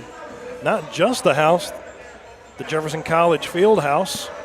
Joe Ellen Stringer Court, fresh 10 up on the clock, and a 17-point lead as the Vikings scored 16 in that quarter, not to be outdone. Blackhawks, they knocked down 16 in that quarter themselves, so ever since that first quarter when the Lady Vikings threw up that 30-14 score, that's essentially the nuts and bolts as to where everything's at, because in the second quarter, it was 14-13, now 16-16. So I dare say that the Blackhawks, after that first quarter, have settled down, felt some things out because they're playing even ball, but they just have to figure out how to cut into this deficit that the Lady Vikings created all the way back in the first quarter. Right, and I think the biggest going to turnaround for that is going to be get defensive rebounds, get in transition to keep Jefferson from getting in that full court press, because that has given them trouble all afternoon. Peterson knocked another bucket down, and that's a 3-ball from Josie Allen. Says, I will see you and raise you one. 30 seconds into quarter number 4. Blackhawks knocked down a bucket. Josie Allen knocks down a 3. So just as you tried to chunk away at it, Josie matches the bucket and adds another one on top of it. There's a bucket by Peterson. Josie Allen with the ball. Over to Mitchell, back to Allen. They'll kick it out to Felton. Felton down low to Kirk. Kirk being guarded 2-on-1. Back out to Felton. Soft touch all the way up off the top. Lukey went to dive in for the offensive rebound. Peterson's going to come out with it. Back up she comes. Felton says, I'll pick your pocket. Come right back. 1-on-3. Goes in.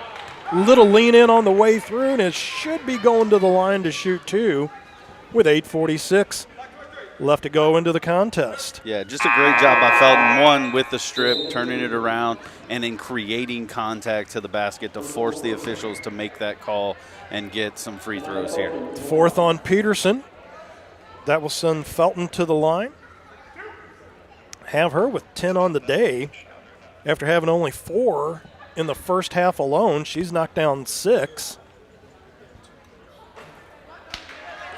Bangs that one right off the front of the rim. Going to have to step back and take a peek at that. And call me crazy, but she's the only one in the box for Jefferson College. There is nobody for the rebound except for Felton to try to get her own, and don't really understand that one, as you basically, if you miss that, you just gave the Blackhawks a free rebound and possession of the ball. I'm with you on that call. It seemed just kind of either you got a lot of faith that she's going to knock those down, and unfortunately she didn't, or I'm not real sure what you're thinking. I get it on the first one. Right. Because if you were shooting like a 1-and-1, I mean the first end of the 2, you know, because you're not shooting a 1-and-1.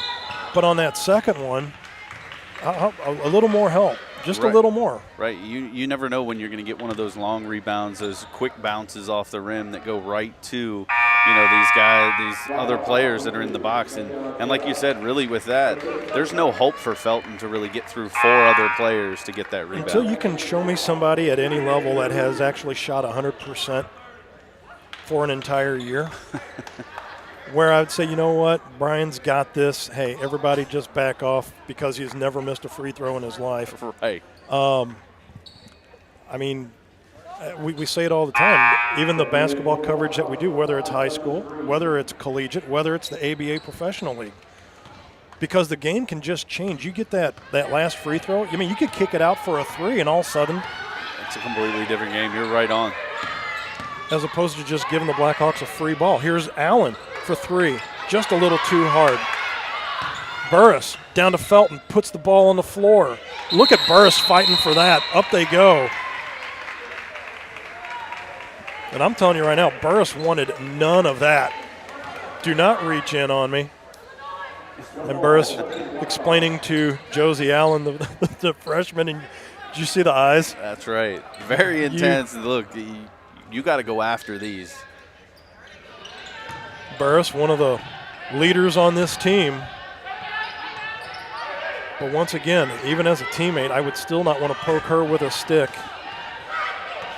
Bounce pass to Escribano. Tried it from 20 feet out.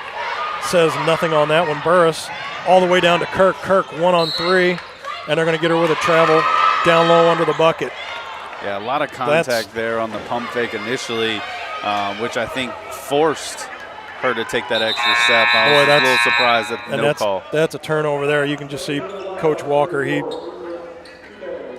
I mean, when you're 2 feet under the basket and you still figure out a way to make a travel instead of just go straight up with the ball to the. Again, you just create an easy turnover and you create an easy way to not have to work to get the possession of the ball back on your end. And 7:40 left to go in this one. 63-47, a 16-point lead. Here's Peterson. Far side, back up top for three. Escribano pulls it back down. Kirk pulls that. Lukey back up to Kirk. Thought about going to Felton. Does. Travel once again. No.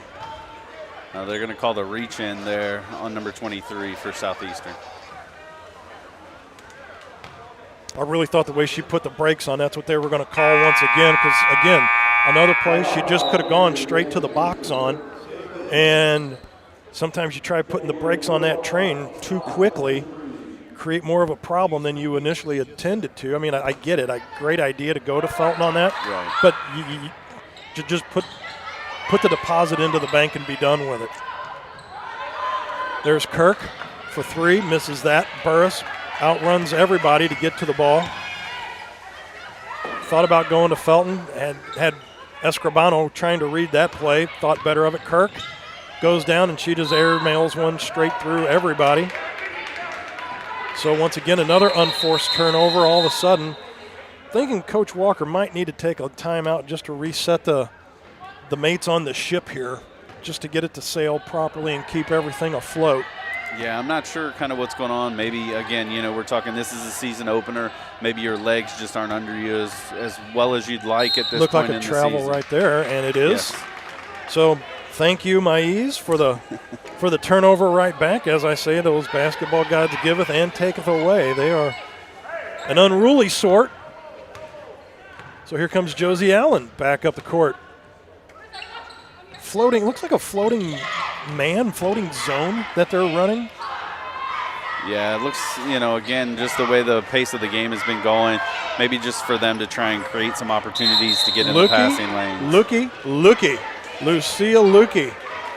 Three Blackhawks were just kind of standing around after grabbing that rebound. She turned around, just stuck her paw in there, and was able to disrupt the flow and is able to get the ball back for the Lady Vikings. What a job. Even as you had mentioned earlier, you're not going to see it on the score sheet, but Lucia Lukey being a force down low, offensive and defensive. Again, a play she could have just ran back up on the court, but she turned around and saw, you know what?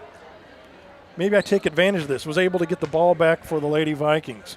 Yeah, and don't underestimate just those one possessions here and there for the rest of this game, because they can lock down and kind of seal up the game if you're the Lady Vikings right here. So those kind of unsung plays really make a difference.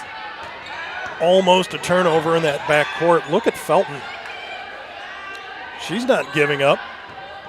That was like a 1-on-3 coming up the court, and she darn near had two turnovers created on that, and she just picks that one right off. Shania Felton, I've had enough of this, off the square it in. As time winds down and we think of players of the game, I'm really liking the play by Shania Felton off the bench. Again, had 4 in the first half alone, and I have her at 8 now in the second half.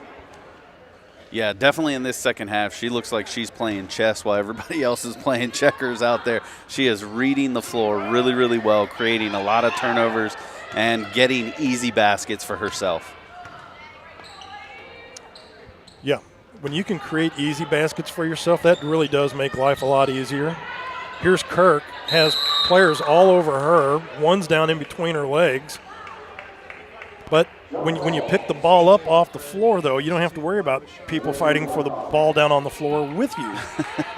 Yeah, so usually you want to keep it up high around your chest to avoid some of that people reaching in and all that. Could have got tangled up in that web of hair hanging down there as well, too. Might have gotten lost in that just off the fingertip of Kirk. And that will be Blackhawk basketball. 5:37 left to go in this one, 65-47, so an 18-point lead still. Again, Lady Vikings, after that first quarter, 30-14, have still been able to keep that 16, 18-point distance between them and the Blackhawks. Kirk, now near us, fed it straight back to Allen. Allen hit a rough spot on the floor here. That her shoes were just a little too squeaky as that went off the tip of her foot and out. Yeah, and this is going to be a big, 2-3 minutes here by the Southeastern. If they're going to get back in this game, they've got to go on a run now. They cannot delay this any longer, or you're going to find yourself trailing with not enough time left in the game. Escribano goes off the square. Burris grabs that rebound back up to Felton, comes down one-on-one against Green. 1, 2, and in.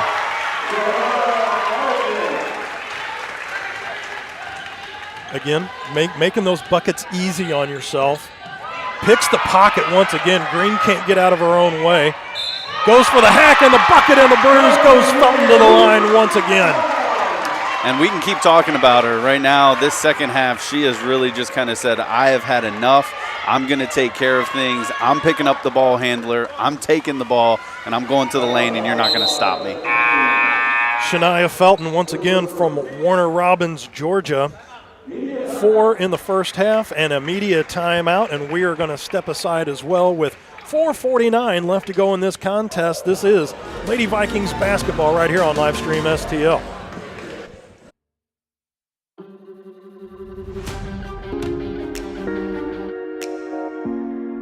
The Breeze Dental Care Team consists of dedicated individuals who are caring, kind, and friendly. Our staff is here to ensure a pleasant experience during your visit to our office. Our team includes experienced and energetic people whose goal it is to communicate well with our patients and provide the best care possible. Providing preventative, restorative, and cosmetic care. Schedule a visit by calling 636-937-3030 or find us on the web at breezedentalcare.com.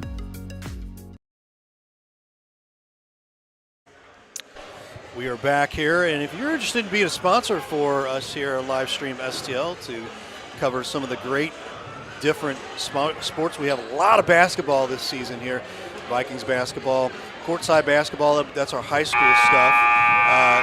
St. Louis Spirits basketball and River City Gamblers basketball. Give us a call, 314-852-4398. We'd appreciate that. Love to have you on board. And once again, that is high school basketball.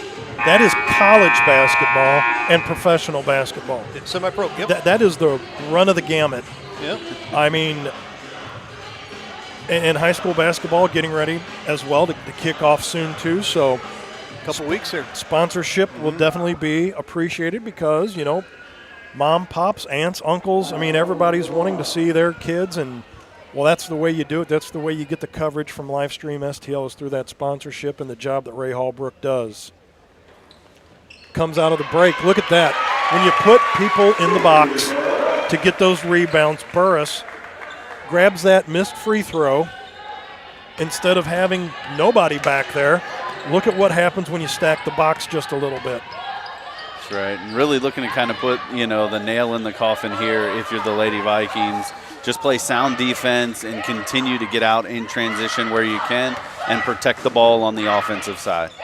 So Lukey grabs a rebound, navigates back up, does Felton. Back over to Kirk. Going to slow things down just a touch. 2-on-1, hard pass down low. Lukey is going to go back down to Burris, though. Nice look, nice feed. Burris, give her another 2. Give her 6 in the second half. 4 minutes left to go now. Lady Vikings imposing their will, up by 20. Make that, 26. That is that Herculaneum math shining through right now. 3:51 left to go. Yeah, and this closing run by Shania Felton really has kind of sparked this to increase this lead from about 20 when we started, a little less than that, up to this 26-point lead. It's been really the defense, easy baskets that have really kind of sparked and almost put the Southeastern team away early in the fourth. And I would dare say, if not half, at least more of her points have been created on Felton's side. That was a clip of the hair on the way by as Burris was making her way up court, and Mitchell just again clipped the wing on the way by, so she'll be called for another foul on that. That's her 5th. But Felton, back to that point, I think half of her, at least more than half her points have been caused by turnovers that she's created. And in creating them, she's virtually done that, creating like 2-on-nones, 1-on-none looks to the basket where it's just smooth sailing straight to the net for Shania Felton. Right, and that energy translates to your teammates, and you've seen them kind of start to rally to the ball again, and it's almost reminiscent of that first quarter when they went on that 30-14 run to open the game. You're seeing this kind of closing aspect, and they're doing a very similar type of run to finish this one out. Burris misses the first one, so she's going to step back, collect herself for just a quick second. No dribbles, just promptly fires it right through the bottom of the bucket. Sydney Burris, give her 13 on the afternoon. 3:33 left to go in quarter number 4 and in the ball game. Green up top, being guarded by Allen. Allen. Green's trying to navigate a play. Josie Allen wanted none of that. Green goes to fire up a 3. That was blocked by Burris. Now they're going to get number 5, which would be Lukey. They're going to call her down low on the floor with a foul. You can see her. She's pretty unsure of that one as well. She was just kind of straight up. You sure? I wasn't really doing a whole lot. But apparently got just enough of the arm there to warrant But you know a call. what, though? I guess if you're Lukey, be unselfish, take that one because that's only her second. Could have gone to somebody else, maybe in a little deeper foul trouble. So you just, shake your head, move on, and we, live to fight another day. Absolutely, especially with about 3:14 left in the game. That's You're not going to hot. argue that one at all. On the throw-in, Burris will just intercept that one, takes it, goes in, 1-on-1, misses that. Allen goes in for the rebound. She's fouled on the way by. Had eBay and Chudir Mock. They were both, and they're going to get eBay on that one. That's her first one. So next is up for the Blackhawks. Their next game will be November 9th. They will be at Blackhawk College. And the Lady Vikings, their next game is Wednesday, November 8th, and they're at North Arkansas out in Harrison, Arkansas at 5:30 p.m. But again, Blackhawks came in today 1-0, beating Spoon River 67-37. Here's another pass to Felton. Felton was going to go to Burris. She does wind up getting the ball back. Lukey up top. Free look for Josie. Burris takes that. Dish it back out. Felton, open look for 3. Drano. Signed, sealed, delivered. I'm yours. 2:44 left to go. 77-47. 30-point lead.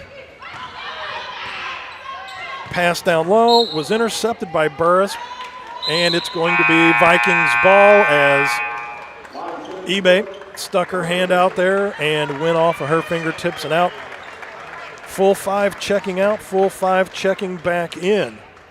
So that'll be Bennett, one of them, along with Kenise Mills.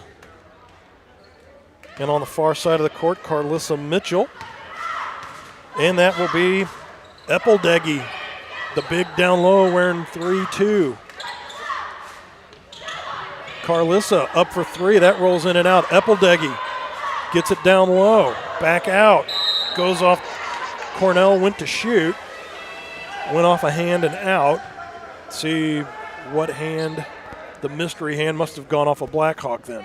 Yeah, and this is a great time, especially for Coach C.B. Walker, to get some of your reserves into the game, get them some more game speed, game action time, and really help kind of develop their skill set. Long throw in, intercepted by or handled by Cornell, but there must be a spot over on that far side bench that everybody keeps wanting to throw the ball to. Nobody's there. But the last 2 times they've thrown the ball out of bounds on that side, it's been to the same part of that section of the seats over there. I don't know if there's something just catching your eye over there where you mistake it for another Jersey team Might be a member. wake-up call to the guy on the phone over there trying to check his emails and, update status, things like that. Here's Green, fires that one up, just goes off the backboard. And they're going to call a jump ball and possession arrow going to Jefferson College. So right now, once again, the Blackhawks just can't get out of their own way right now, and not even the possession arrows going in their favor. 1:55 left to go and a 30-point lead. Ball's intercepted by Green. Cut off on the way through as Mills not even going to let her get a chance to go up to take a shot. Plows her way right through. And that's her 5th. Just shows you how those add up real quick, because I thought maybe that was her 3rd, maybe 4th, and nope, that's her 5th, and out she goes. In checks Hannah Hayes. Well, and we've kind of talked all game, both, Matt, about just kind of how close and how tight this game has been called by the officials. And so when they're calling it that close, these little reach-ins, those little pokes, just trying to strip the ball on an easy layup really do add up quick as to what you're saying. And you find yourself sitting on the end of the bench here towards the end of the game. And in this quarter alone, it has been a 17-4 point run for the Lady Vikings. There's Hayes. And it's also Cornell fighting for it. Cornell tried to get it to Eppeldeggy. Thought it went off of her head and out, but no. They're going to say it went off of a Blackhawk. So Hannah Hayes, the 5'10 freshman, was going to throw in. Defers to Cornell, the 5'5 freshman. Air ball put up. Hayes fighting for the rebound. And they're going to call Hayes, instead of a jump ball, they're going to call her with a foul on the reach-in. So once again, with 1:29 left to go, that will be her 4th. And a 30-point lead, and that will send Escribano to the line. I would definitely say she's been the player of the game for the Blackhawks. She's been all over the floor and then some. Absolutely. She's really kind of tried in the first half to spark her team on a run multiple times and not to be outdone in the second half. She's been their leading scorer again.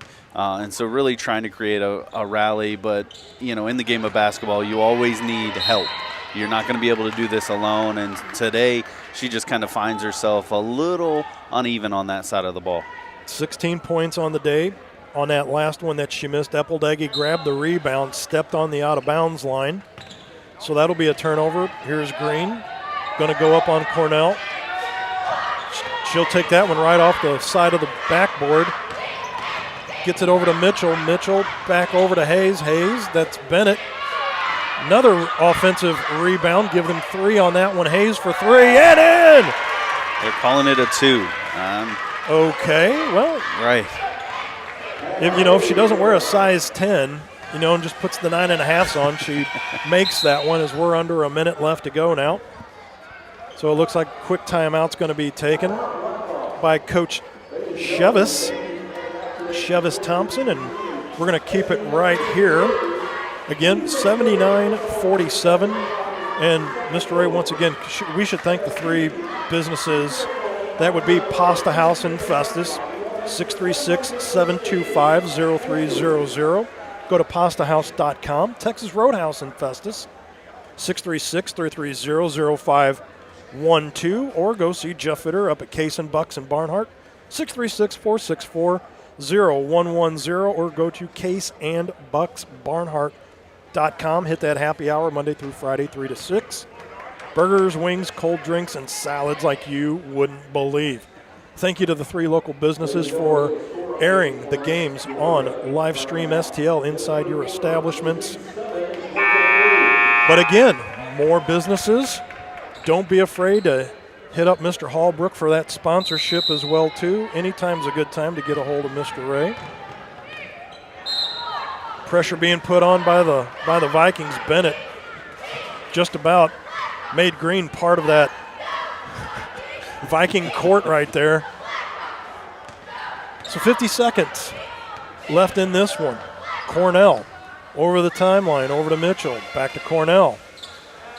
Bennett back out. One too many passes as ball's brought up court by Mock.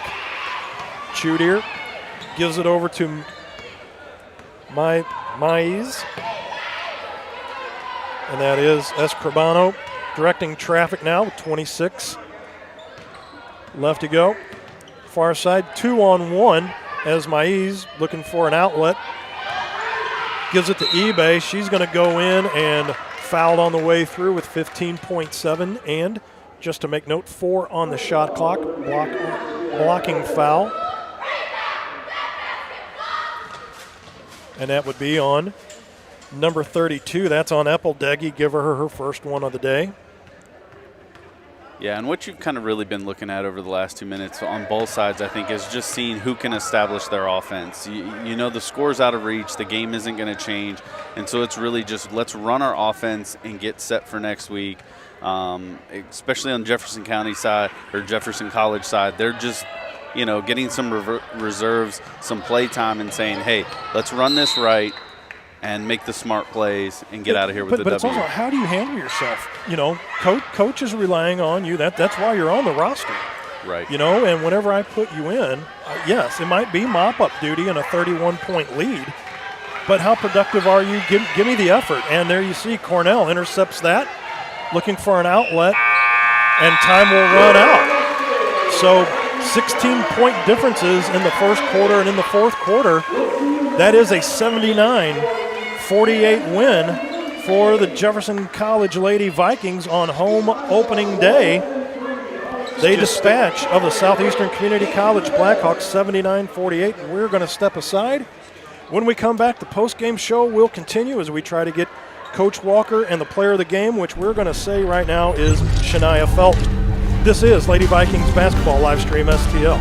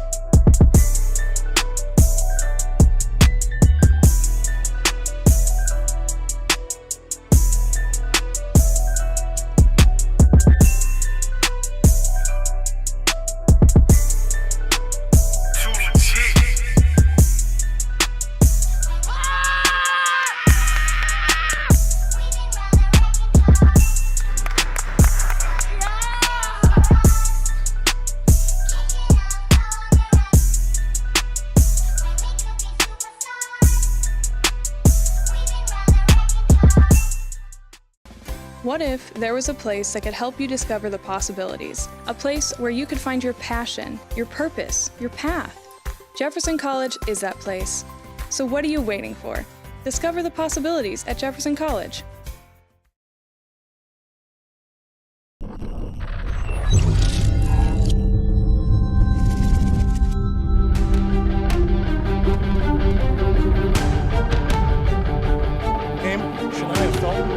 Coming in, had 4 points in the first half. Modest day at the office coming off the bench, but finished off the day with 19. And as we were talking about during the broadcast, it seemed like all your points were on turnovers that you alone created, creating easy layups to the bucket. Talk about your gameplay today. My gameplay today was basically I'm a defensive player, so I tried to just like get my team involved with a lot of things, and just being that person that can bring us all together, and being that person that can build the hype around us. And I feel like I did my job today, as in just by playing defense and also looking for my teammates. Bit of a pest out there. Is that your style of gameplay? Just getting in everybody's back pocket? Yes, that's my style of play every time. Shania, thank you for the time today. Go be with your teammates. 19 points off the bench today. Great job by Shania. Well, you bring in Coach C.B. Walker here, and Coach, thoughts about our player of the game selection today? It was good. I felt like Dooley played well. We got some stuff that we need to clean up, but we know our intensity on defense is going to be there almost every night. It was well deserved. When you see some of the play, some of the action in practice, you kind of see some sparks, maybe this player. But when you saw it put out on the floor today, what was your thoughts about what you saw as a collective team effort in game one? Overall, I knew we were going to be bigger. In some groups, we got to be able to play inside out. We had some selfish plays, but overall, man, they played well. We came out with a win, and I felt it definitely could started with our defense. And as we were talking during the broadcast, Brian and I, we were going over some of those just coaching one-on-one check boxes that, outside of a couple of sloppy turnovers, but all the other things, though, the points off turnovers, creating turnovers, points at the charity stripe, all those little things, something you wouldn't expect to see click right away in a game one game to get off the season. But a lot of it seemed to be working. But as you said, there was probably a couple little things need to clean up. But I thought overall, great job today. Yeah, that was one of our main focus. If we create stops and turnovers, we got to be able to execute on the other end. They set goals, they set accomplishments of what they wanted, especially from the free throw line and having transition points. And I felt like it was well deserved based off what they wanted. Thank you for the time, Coach. I'll let you go be with the team, and we will see you again down the road. This is Coach C.B. Walker with Matt Bates for Livestream STL's coverage of Vikings basketball. Thank you, Matthew. And I don't know what's going on with my microphone, but it's not working very well. There it is. Okay, let's bring it back up there. Hey, great first win here for the Lady Vikings, and just from the get-go there, Brian, just an amazing amount of pressure that just led to so many easy buckets. But your thoughts there before we get out of here? Yeah, it was a great start. You saw Jefferson College got out to a 30-14 lead right there from the get-go, and it was all spurned by their pressure. Defensively, they created a number of turnovers, which led to a lot of easy baskets, a lot of free throws, which gave them the edge.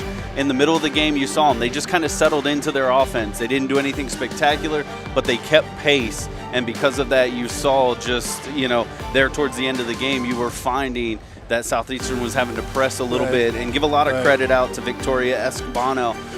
She tried to rally the troops from Southeastern, putting up a great game and a great effort, but really at the end of the day, Shania Felton just really kind of stole the show with her defensive presence, and then getting to the lane, easy baskets, which I think inspired her team on that level, and that ultimately gives you that massive win, especially here in your home opener. Absolutely. Final score 79-47 for Matt Bates, for Mr. Brian Kappinger, myself, Ray Halbrook, all of us here at Livestream STL. Thank you so much for watching Vikings basketball on Livestream STL. We will see you down the road. Thanks for watching today's broadcast. Any unauthorized use of this broadcast without the express written consent of Livestream STL is strictly prohibited.